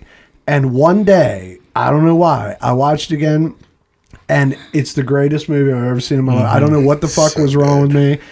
And ever since then, I've seen it 900 times. I can't get enough of it. Right. But So you I don't know always what were my with problem was. Seinfeld with too. it. Do you like Seinfeld these Well, days? nowadays You I always do. hated it. I always hated it. In Right. real time, You always I hated, hated You it. hated the bass line even. I did. It bothered me. I was drinking a lot back Yeah. then. I don't know what it was. It just bothered me. I don't know. It fucked with me. But again, I love the funk. It was poison in my Yeah. mind. And- Lebowski, Lebowski is really fun too. If you ever get the chance to see it in a movie theater, I'll bet. you got to go because it's just like everybody is all in. Rocky you know? Horror And Picture Show yeah, style. like everybody's quoting all the lines. There's always a deal on White Russians and Right. High Lifes. You know, Yeah, I love like it. I collect 6-scale figures, like from Sideshow Collectibles and Hot Toys, and they have a dude, and I have it. It sits in our living room, and he's got like I just have him posed with the joint and the White Russian, and the bowling ball sits at his feet. It's, Well, so I have it's the my box favorite set. figure. I got the bowling ball box set Nice. of Blu-ray, and in that they've got like a making of and a whole bunch of extras. And one of the extras is the whole Lebowski Fest thing and how far it's come. And it's like, so every year they have Lebowski Fest somewhere in the nation, and a lot of people go to it. But one year, Bridges went. Right. Wouldn't that have been That would have been incredible amazing, yeah. to I be never able- went to one, but I they mean, looked fun. They do. They look fun as heck. Yeah. I mean, you Who know. were we just talking about Lebowski Fest with? Because I didn't even know it was a thing. Did on here we talking No. about? Okay. No. Yeah, because it's Something it's else, legit, yeah. and it's, I think it's East Coast. Like I think it's mostly it East is. Coast. It was like started in 100% Kentucky thing. or something like that. Yeah, Like it's it not was too always in far. Louisville for a while, but like the Lebowski Fest people actually came to a Bonnaroo one year, so they had dude's car parked out in front of the movie theater tent at Bonnaroo. Nice. And did the same thing, like quote along, like That's awesome. watch it in air conditioning like during the day or whatever. And then they were selling all the swag, like bumper stickers that say like, and proud we are of all of them. And, like, That's awesome. Like, careful, there's a beverage here, you know, shit like that. But yeah, I love it because it's funny. The first time I ever saw it was Netflix was brand new, and when they were sending you discs still. Oh, I love that. So my parents like always were in charge of the queue, and I finally was just like, yo, let me put some of my stuff on here. Like, I'm trying to see some movies that I've never seen before now that we have access to everything. So I put that in, and it showed up, and I used to have open lunch for like an hour and a half during high school.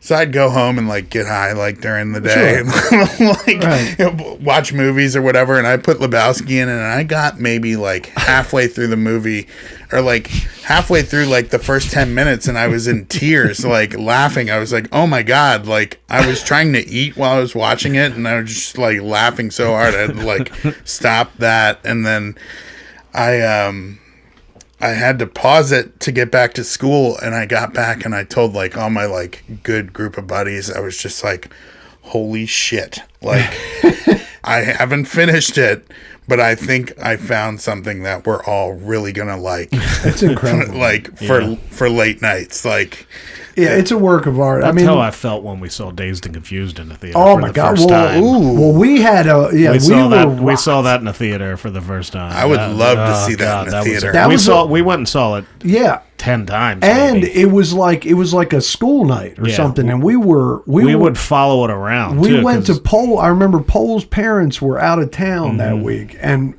Pole had like rockers all week, and on like a Tuesday, we all went, and it was the very first week it had started. It was in '93 or something. So, and we all went whacked to like somewhere not close. It wasn't like we ended to go because when it was like leaving the theaters, it was still at Security Mall. Oh, so we'd go to Security Mall at midnight and see it. They had midnight showings. Yeah, man. And we'd get whacked. And it was before it was a huge hit. It was just people like you read about it. I used to get. Oh, we fell in love with that movie. Yeah, we may have seen it every day. I think I watched it. I had a eccentric roommate in a good way. Like his stuff was sort of silly. Like he always had to have like a cheeseburger at the dining hall and wouldn't even like touch it. And then his other thing was for a year that we had to watch Dazed and Confused every day. That's so funny. So like every time he would like make it so it would be on a loop, and when we would like get back from class, it would just be on and be like, it'd be like walking into your dorm room and all your friends were waiting there for you. You know, it's like comfit food. It's man. That movie rules. Yeah. It does. It's interesting. A Diner. That's a great flick. I mean, I haven't seen that movie in. Yeah, I know. I know it's a left field choice, but I'm a cinephile. Good one, I love it. We like that. Yeah, I love Barry Levinson movies in general. I love Diner. It's just been a long time. I worked in a video store in the 90s for many years. Yeah. I've been a cinephile long before the internet or before other people gave a shit about it. Yeah, all we used to do when we were young men was sit around with a half gallon of Jim Beam, watch movies, and finish the bottle. Right. Nice. And then black out. Listen, I swear, and everything I own, the woman at the Blockbuster in Westminster thought I was crazy as shit because I rented Apollo 13 every week for 2 months, and she's going, why do you keep renting this? And it's because I black out. I don't remember how the hell the fucking thing is. I never get to the end. We didn't remember we watched the movie. It's like, I don't even know how the damn thing ends yet. I got to finish it. Apollo 13 was in the theater. This is how poppin' Dover, Delaware is. You don't got to tell me that. It was in the movie theater, or one of the movie theaters in town.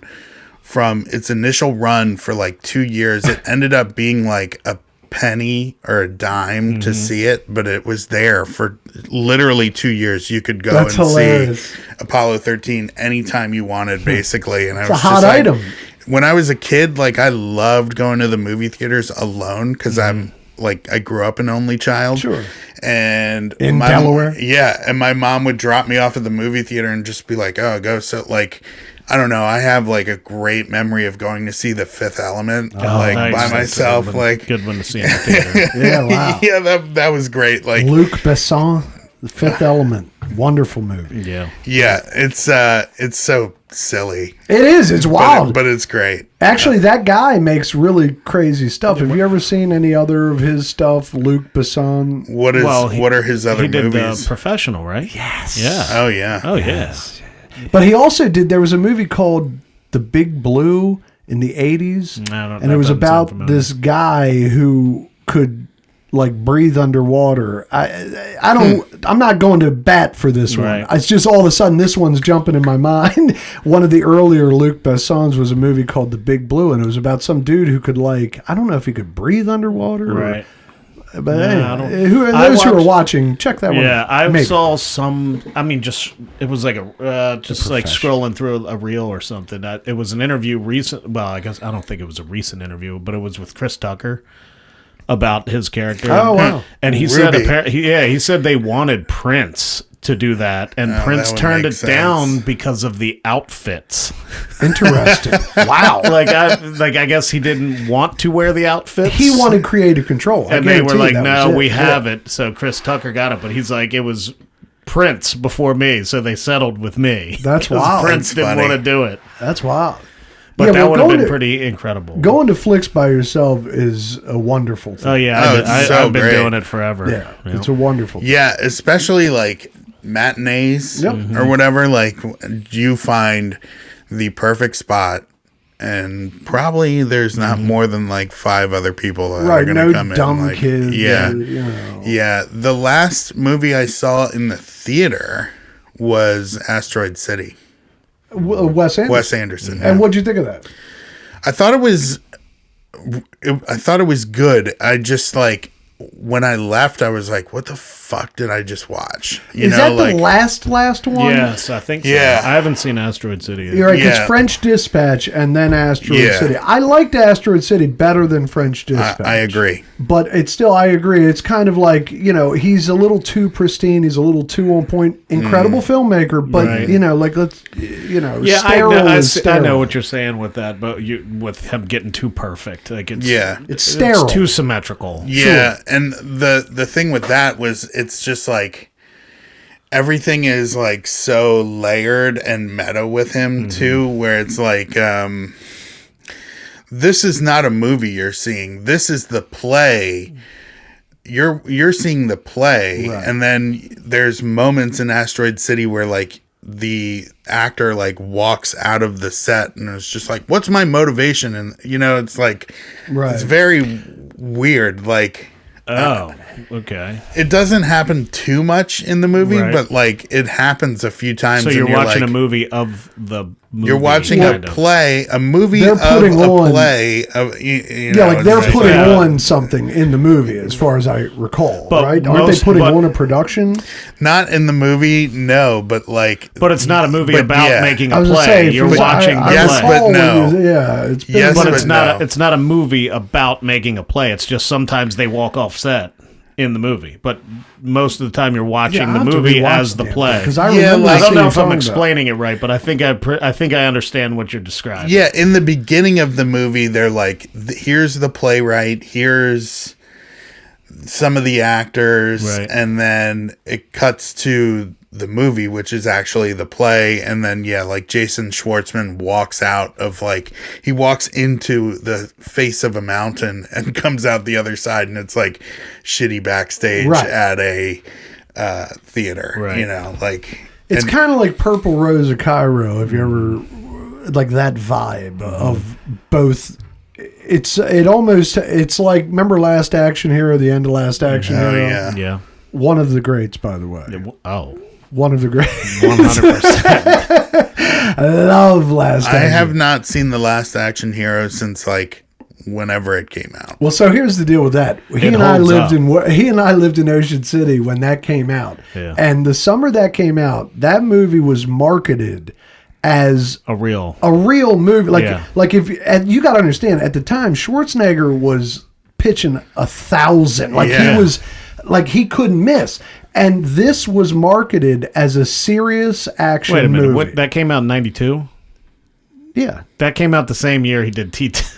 Yeah, that's what I'm telling you. Like he was firing on all Right. cylinders, and they marketed it like that. Yeah, they were no. like, "You remember Schwarzenegger, T2, and Predator? He's now the last action hero." They did not show any humor in the previews Right. or anything. So people went opening day and was like, "What the fuck is this?" It was incredible. But we were like, "Oh my god, It was this so is incredible. unbelievable!" No, it holds up. Oh my gosh, I'll have to revisit It's still that. funny. you It's- have to not take it serious. It's a satire, and if you don't take it seriously, it's genius, And and it's Charles what Dance, everybody's man. doing. Charles Dance Oh is my a- gosh, incredible! The assassin. Oh, So your film guys, what is your stance? Because one of my favorite films is by it's definitely a top 10 film too, by a controversial director. I love it. What? Give me it. I really, really, really love Midnight in Paris. Midnight in Paris. By why is that a controversial director? Oh, is it like It's Woody Allen. oh. Yeah, but because of the sex kind. Okay, Yeah. so this is where I stand with that. Of Woody Allen, some I like, some I hate. Same. As far as the controversy, right? Mm-hmm. I am a huge fan of. I separate art from action, okay, and I don't. It's hard. It's not like I enjoy the fact that Michael Jackson might have been a pedophile. Okay, that's not the issue here. The issue here is that the man created good art. Okay, when whatever experiences he was having, whatever. Right. I don't I don't endorse what he does, but I can enjoy that art and have a clear conscience Right. to a certain Yeah. extent. I thought you were talking about the other guy. Who's Well, the other director that's like still like wanted or something? Oh, that's our boy from Chinatown. It's who directed Chinatown? Is that Cassavetes? No. John Cassavetes is I a always man. want to say Kenneth Branagh, but It it's ain't not Ridley him. Scott. It's our boy, short guy. He got his nose cut. Jack. Well, he cut Jack's nose. He's the guy that Okay. cuts Jack's nose. God, Chinatown Director of rules. Rosemary's Baby is. Don't tell me, God damn it, Warren Davis. Don't do it. Don't tell me, don't do tell it me. because it's right here. He's a French little guy. His name is. Don't do it. True. No, that's not true. Oh my God. Roman Polanski. Yes. Polanski. Yeah. Yes, Roman that guy, Polanski. that's who when he said controversial, that's who I would have thought of. Right, Roman Polanski's controversy was a little bit deeper, a little bit darker. Wasn't he still Yeah. wanted? Didn't he still like He if he can't come comes to the United US States. he would get arrested? Now that being said, people can atone for Yeah. their problems. It was 40 years ago. But he 50 still years makes ago. movies in He France, does right? make Yeah. movies. I don't know. Yeah. It's a tough one. The Woody Allen thing is a real Yeah. tough one because It's weird. right. it's like, and we're not here to litigate or judge, but it's like he had the adopted daughter with Mia Farrow. Mm-hmm. It was an adopted daughter, no blood there. So, okay, through time, that obviously grew into something. Right. When she was 18, they married, and he left Mia Farrow for the daughter that he had helped raise. Now, Definitely it's an ugly. odd situation. It's ugly. It's ugly, right? But should the man be ousted? I don't know. But I guess technically, he didn't do anything illegal. I guess. well, that's the people that are on Team Allen would say, look, they're not immoral, maybe. well, they're not blood. Okay, now immoral. It comes down to experience. When did it start? Yeah, know? well, did it start when she was 18 and after? That's a big. You'll probably never know that. You won't. And listen, if Right. it was vile and pernicious, Right. what does she say? She seems to be okay. Yeah.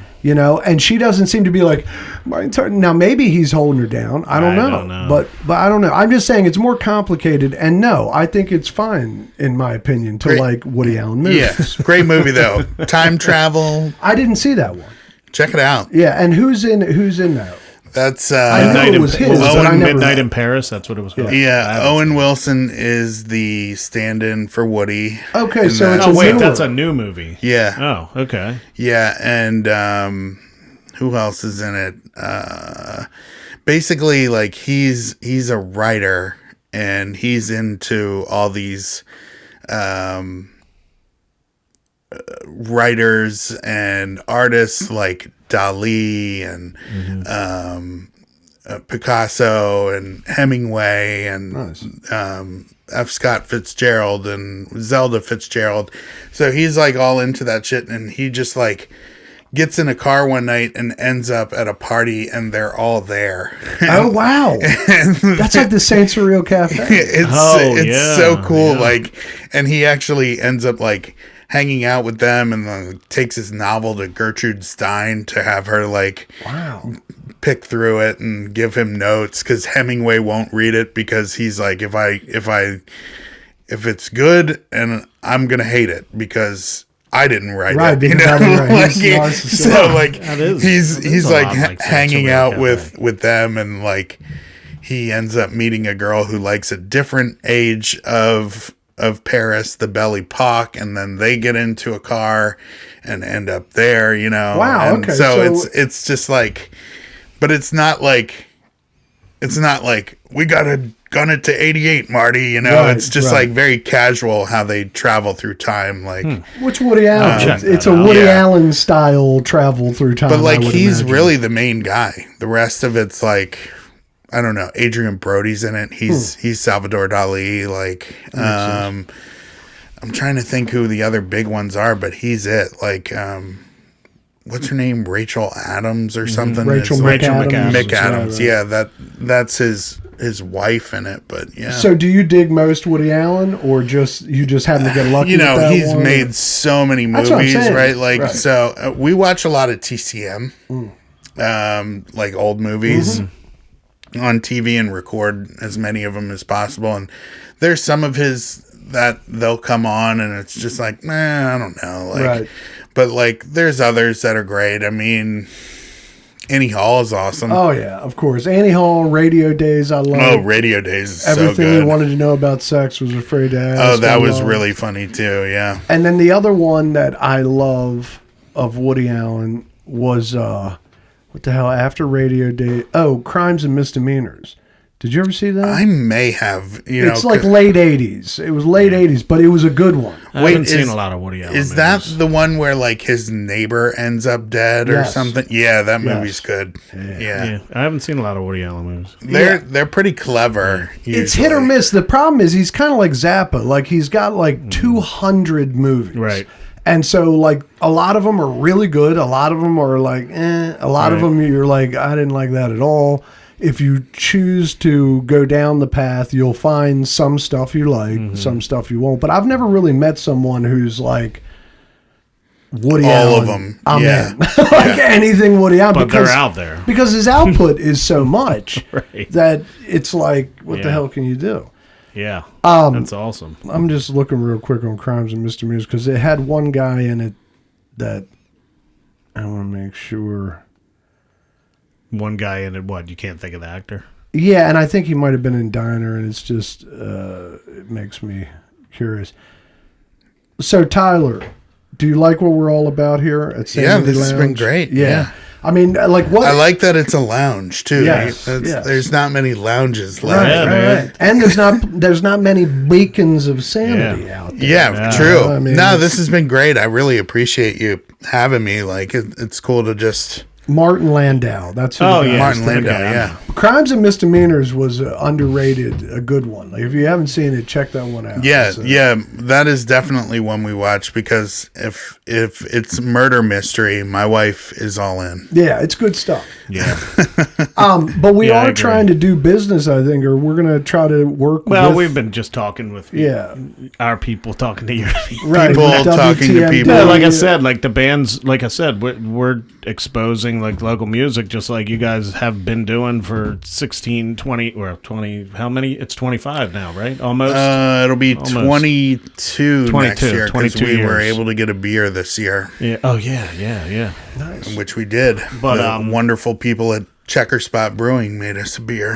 That's which so is really fun. cool. Yeah, that's fun. Yeah, but we have the bands come in, and like I said, we record. They do 4 tracks that nobody's really ever heard before, which is cool. Like we have Lowercase Blues coming in next Friday. Oh, cool. They're coming up because they're playing Racers Are they that really? night. Yeah, it's 6:30, but they're coming here first. That's in the day. pretty cool. That's like if you're from Delaware and you haven't seen Lowercase Dude. Blues, Oh my gosh, dude. You've somehow missed they're it. one of my favorite local They're great. bands. They're on their way, baby. Yeah, like they're on BJ fire. is sickening. Tristan, all of them. I Yeah. mean, Tristan was the second guest we had on here, Oh, okay. and then Didn't you guys say you're having Gigi in?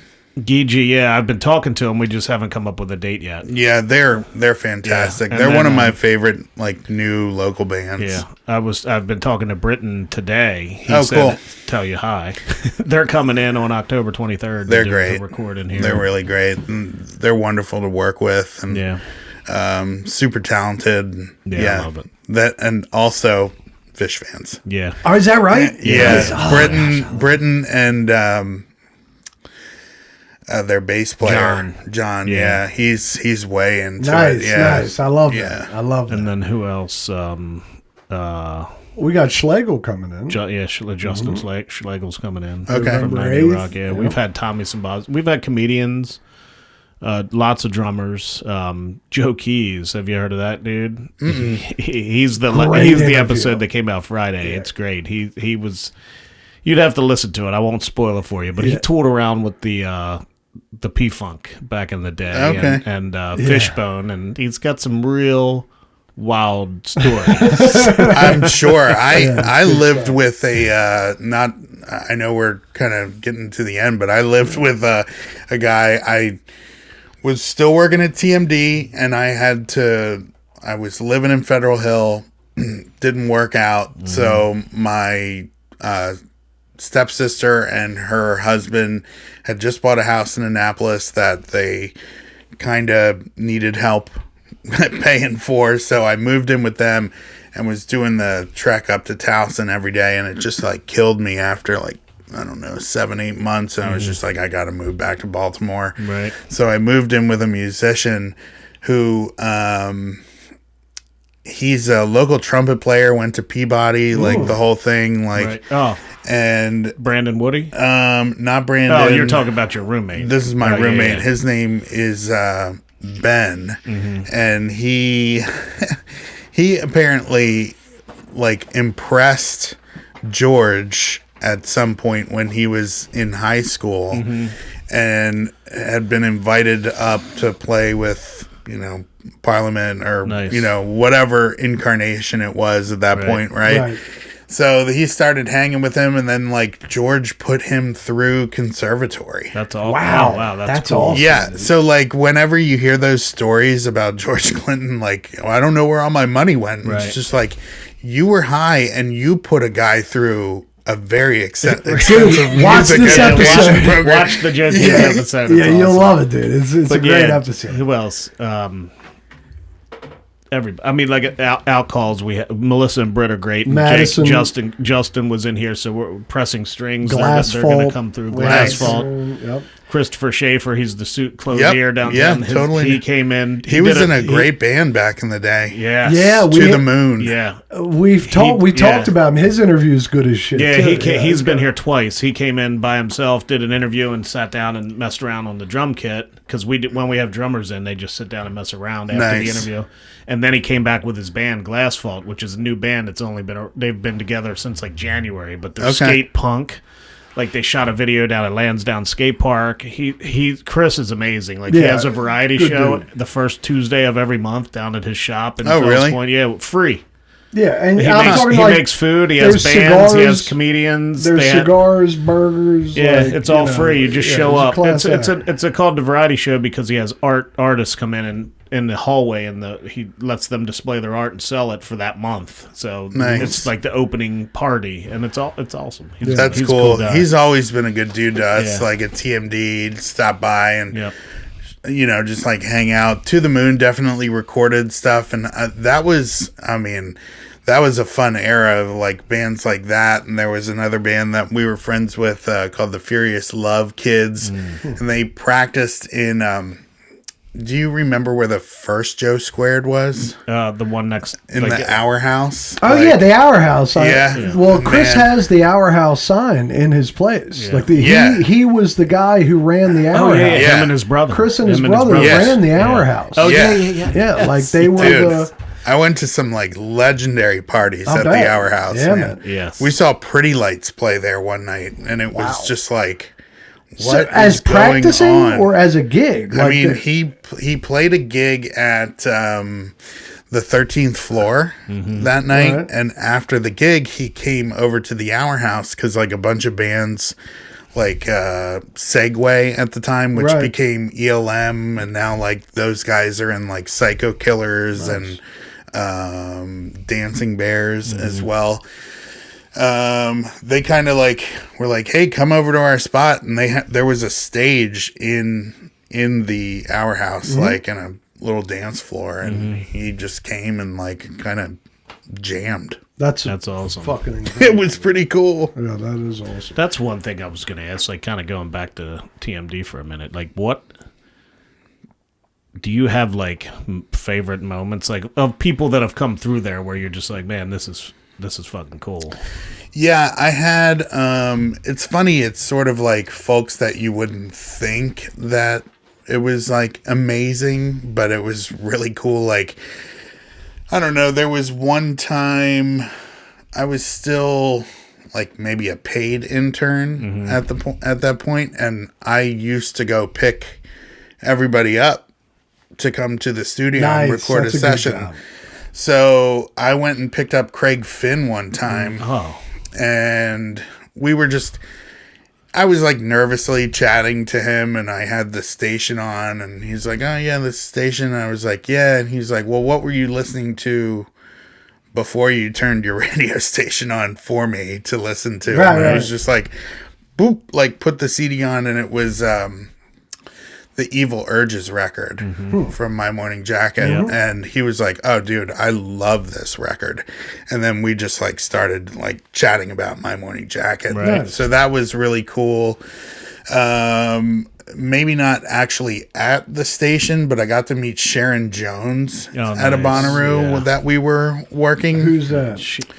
So she Sharon is Jones and the Dap Kings. Yeah, Sharon She Jones passed and the away Dap recently. Kings. She had cancer and passed away. It wasn't too long ago, but Yeah. you should check her out. Like, she did not get her flowers until she was like in her 50s or 60s, and was this like incredible R&B, like soul R&B singer. That it sounds so retro, like, but it was new music. Yeah. Like Yeah. it sounded like it was, Yeah. I don't know, 50 years old at the time when she was doing her thing. And she went out on tour with like Tedeschi Trucks Band for a Nice. couple years, I think. And she was really inspiring to meet, because she had just like gone through her first bout of cancer and had lost all her hair. And like, we just had this really great like conversation. That's my thing. Like, I'm really bad at interviews because I just like, I'm not like analyzing lyrics all the time. And I'm not like, I don't know, like Alex, who does the morning show, like he is an encyclopedia Yes, of he music, is. and I am not. Like, I am a huge appreciator of music, and it gets me fired up. Yeah. Right. But I'm not like in the weeds. Yeah, and I feel like he just knows it. He doesn't like Yeah. research it. He Right. just has the information. Right. Yeah, That's so wild. like I'm real bad about like calling lyrics up, or like, well, the third track on your first album was this, or you know, like, and it kind of matches up with, you know, this track on your new album. Like, tell me about that. Like, I'm real bad about that. I'm more like, I want to sit down and I want to have like a human conversation with people. So like, I had one with Pete Yorn today. Oh this yeah, morning, that's cool. Nice. and it was just sort of like maybe a little too loose. Right. Like, but he was cool. Like on the air during the just it was on the cool. air. It was a live lunch today. So yeah, like having just like a regular human conversation with her and still recording it and putting it on the air. Yeah, that's cool. Is really cool. Yeah, and then she gave me like a really, really nice hug. Yeah. Yeah, that's after good. that too. So that's like a moment that sticks out. That's cool. And That's a good then another one was there's this guy David Bazan who's in Pedro the Lion is the name of the band. And he's done a bunch of other stuff. He came in, he had a new record out at one point, but for some reason, Horatio Sands was with him. Wow. So, like, Another Phish fan. That's random. Yeah. Is he? Yeah. I didn't know that. Yeah, I mean, I assume he was friends with Fallon, and they did the Phish skit. Oh, back yeah. in the day Oh, on totally. SNL, Yeah, totally. And Yeah. he seemed to be genuine, Right. but Yeah. I don't know. you True. know? Very true. I didn't think Yeah, about I know that. Fallon is, and But yeah, he was there. He was there, and just like he sat in on the interview and was like joking around the whole time. Like our morning show host at the time was doing all the interviews, and he's like, "Oh, David Bazan is here, but he's also brought along Horatio Sands. Like, what are you doing here?" And he goes, "Well, you know, we had just opened the van doors to chloroform one of the students here at Towson University." And then David walked up. You know, it's just That's like funny. he just like totally threw a wrench in the interview, which was like so cool. Yeah, And that's like, awesome. That's I was live just radio. like, man, like, you know, that was cool. Yeah, I've been really fortunate. Like, I've met a lot of people. Like, I met John Legend. I met all the Kings of Leon guys at a show. Like, I've met a lot of people, but it's never like, oh my God. right, Like, you've never been starstruck. the only time I've really been starstruck was the Tiny Desk. Oh yeah, Yeah. Right, Wow. Like, because it was just like, I mean, they're like, You they're were- not just in my orbit, like Right. they're like brushing up against me, like, and it Well, was it's almost just like they're playing whoa. a personal show for Right. you. Yeah, totally. So that was like a starstruck moment. I don't know, but like, I don't like the reaction that you get when you are like, oh my God. Yeah, right. You know, like, because people will do it to me. Because I'm not famous. Well, that's what he's well, not what he's going at, but our first interact. I've been listening to him for years, Right. but we've never actually met. Like I Right. see him at TMD events. We've just never spoken, but him and Amanda at Hot August this year were kind of twinsies. Right. We both have pink shirts on. That's a, And black. So Amanda, I took a picture. Amanda went up behind him and like posed, and I took a picture, and then we didn't like leave that a secret. Then we instantly were like, "Hey, man, nice. we're fans." He's famous to us. Nice. Yeah, well, Yeah, you're like- regionally famous. Yeah, or like I always joke I'm like Z-list famous. Right. So, but it's funny, like there are some people who do like totally geek out when they meet me, and I'm just like, it's okay. Right. That's awesome. We're like, pump the brakes. Yeah, like, that's fun. It's That's just good like shit. it's cool, but like the cool thing for me was I was walking in Hamden. We had just walked down the avenue, and we're like, let's go down to Rocket to Venus, like grab a beer, and we're walking and past somebody like coming out of the Charmery, and they had like 2 regular scoops, and then you can get a mini scoop Right. there, like Like a on top- top like a of rum it. topper. Yeah, so like this guy comes out with this giant ice cream cone, and I was like, I kind of like what you did there, and he's like, I kind of know exactly who you are. Nice. And I was just like, that's so weird, like the random, randomness, Right. yeah. like randomness of like just I didn't need to talk to that guy. Sure. Like, and then the fact that he's like, oh yeah, love your show, like keep it up, Yeah. and then just like walked away, and it was Yeah. just like, oh, that was a cool. That's cool. Yeah, that's interaction, awesome. Yeah. That's good That's stuff. like a perfect interaction with a fan, because sometimes like people, they stay too long. Right. But like, or like hold my hand too long. Right. That happened recently at Hot August this Right. year. Like somebody came up to me and would not let go of my hand. That's a And- weird Interesting. one. And like we were shaking hands, and it like kept getting tighter Oh, and tighter, and oh. I'm just like, please let go. Right. And there may have been a psychedelic substance Right. in my Right. bloodstream. Yeah. I don't also. believe it.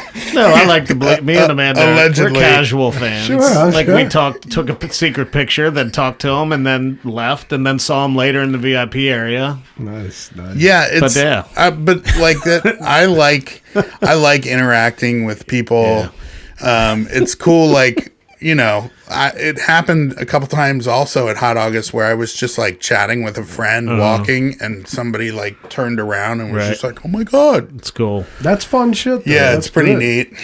It's neat, but like it's not what I need. It's not what you out do of it for. You know what I mean? Yeah, you don't do it like- for that. Yeah, it's, yeah. It's a side I effect agree. positivity of the good gig. Yeah, yeah, it is That's cool. good shit. Yeah. Well, Tyler, Yeah, we I do the- appreciate right. meeting you. Well, go ahead. No, I was saying we do the VIP for the Di Pasquales. Oh yeah. Why Di wouldn't Pasquale you? They Sal? cater the VIP. Sal Di Sal, Pasquale? nah, well, they probably know Sal. But what the Eugene hell- Levy. what's the It's Di Di Pasquale? Pasquale's. It's a restaurant. Oh, or okay, okay. deli. I got it. Downtown. But their got it. first Yeah. Thursday, that's who caters. Every that's who has time I the hear food. that name, I can't get Sal But Di yeah, Pasquale. no, I like meeting bands and interact. That's why we go just to. Well, he's the meet reason people. why we get anybody in this son of a bitch. Yeah. Because We go see he's- live music Yeah, all the like time. all they do is see live bands. So Yeah. over the years, he's gotten to know a lot of Yeah. these great bands. But Yeah. one of the cooler live one of the cooler live lunches we've seen recently was Rebel Bucket.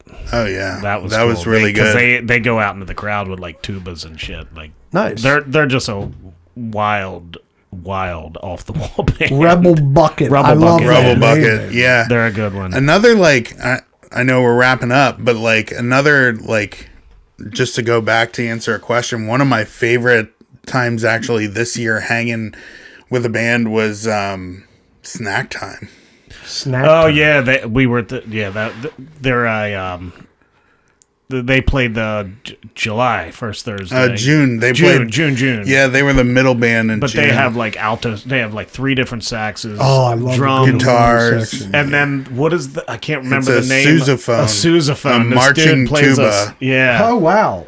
that like wraps around Yeah. your body. You know? Yeah, That's an they were cool. interesting They're from sound. Philly. They're right up the road. Nice. I love that shit. They were a cool band. Yeah, that's the and Gigi opened for them. Yep. and then Dead. and then Dead. Oh, Dead. They were fantastic. Yeah, I told I didn't them realize I knew so many songs from that Yep, band. exactly, Like, I right? was like, I know all of these songs, babe. Like these, I didn't realize I love that band as much as I Dead? do. And D-E-H-D. Yeah, Okay, it's a okay. trio, but it's wild. You would like their drummer stands. Oh, nice. And just and his drums are like kind of in a line, Right. and he plays the drums, but he stands. Right, yeah, right, right. it's like he's got a few toms and then like some pads. Yeah, So yeah, it's really interesting, and I had seen them in May before their gig with us, and it was crazy watching that gig because I was like, "You guys sound," and I told them this. I was like, "You sound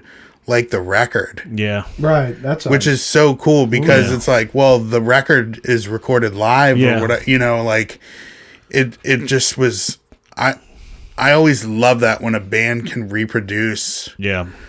really well what they do. Like we saw the War on Drugs last week. Yeah. And it's the same thing. Like their song Under the Pressure, I think is one of like the best songs of all time. And the fact that like, I don't know, that you can like make it sound like the album in the live setting is yeah, it's a just distinct really talent. special. Yeah. Yeah. You've got to really work at that. I kind of like shit. the live to tape recordings that people are doing. Like Say She. I didn't realize even that band, their album that they just put out is live to tape.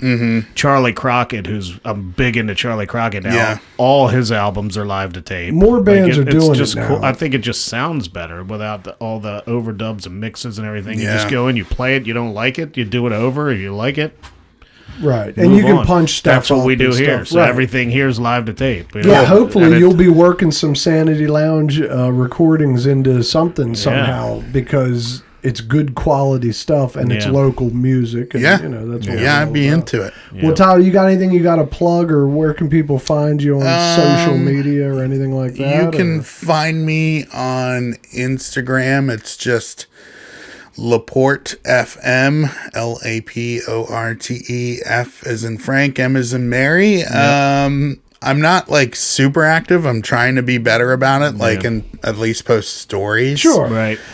And I still have it on private.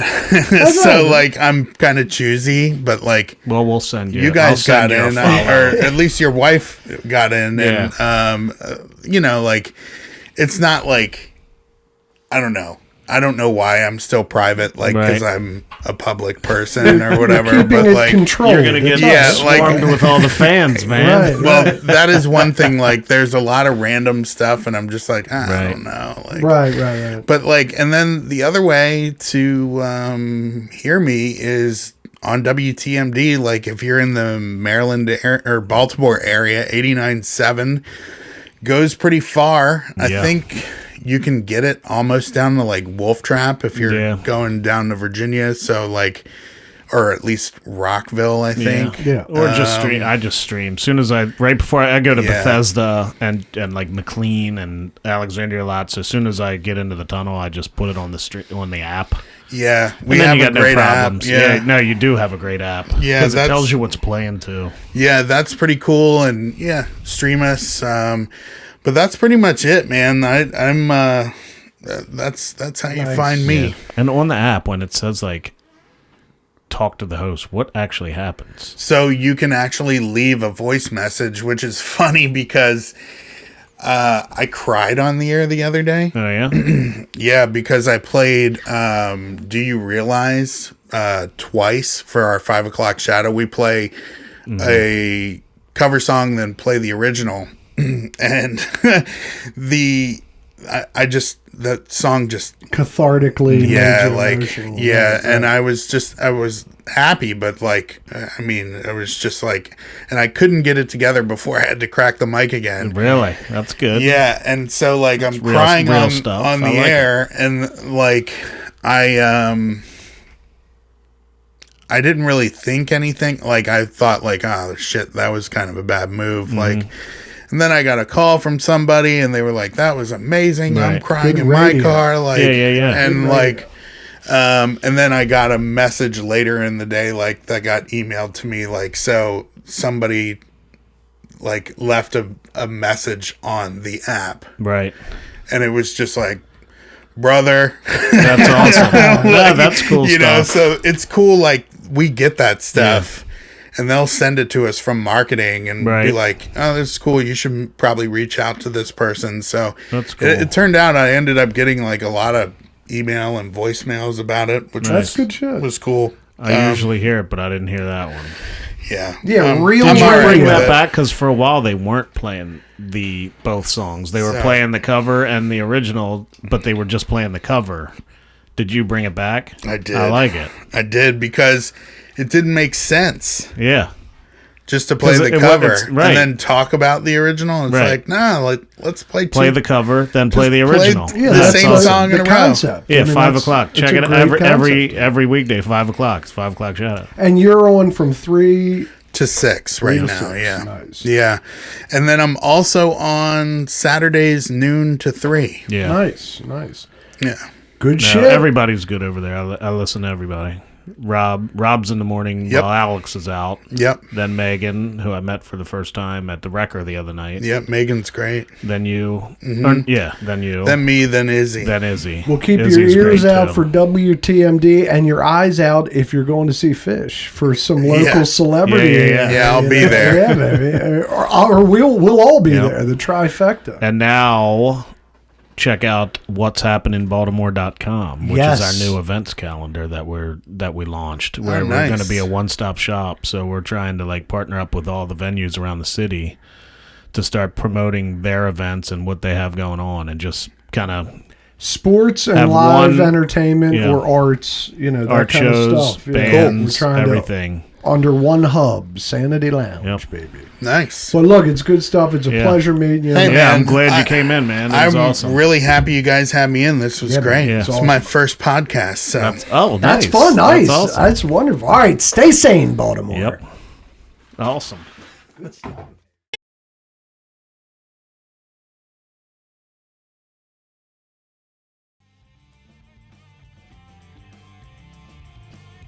Thanks for listening, Baltimore. You can find us at www.sanitylounge.com or on Instagram at sanity.lounge. Keep listening and subscribe.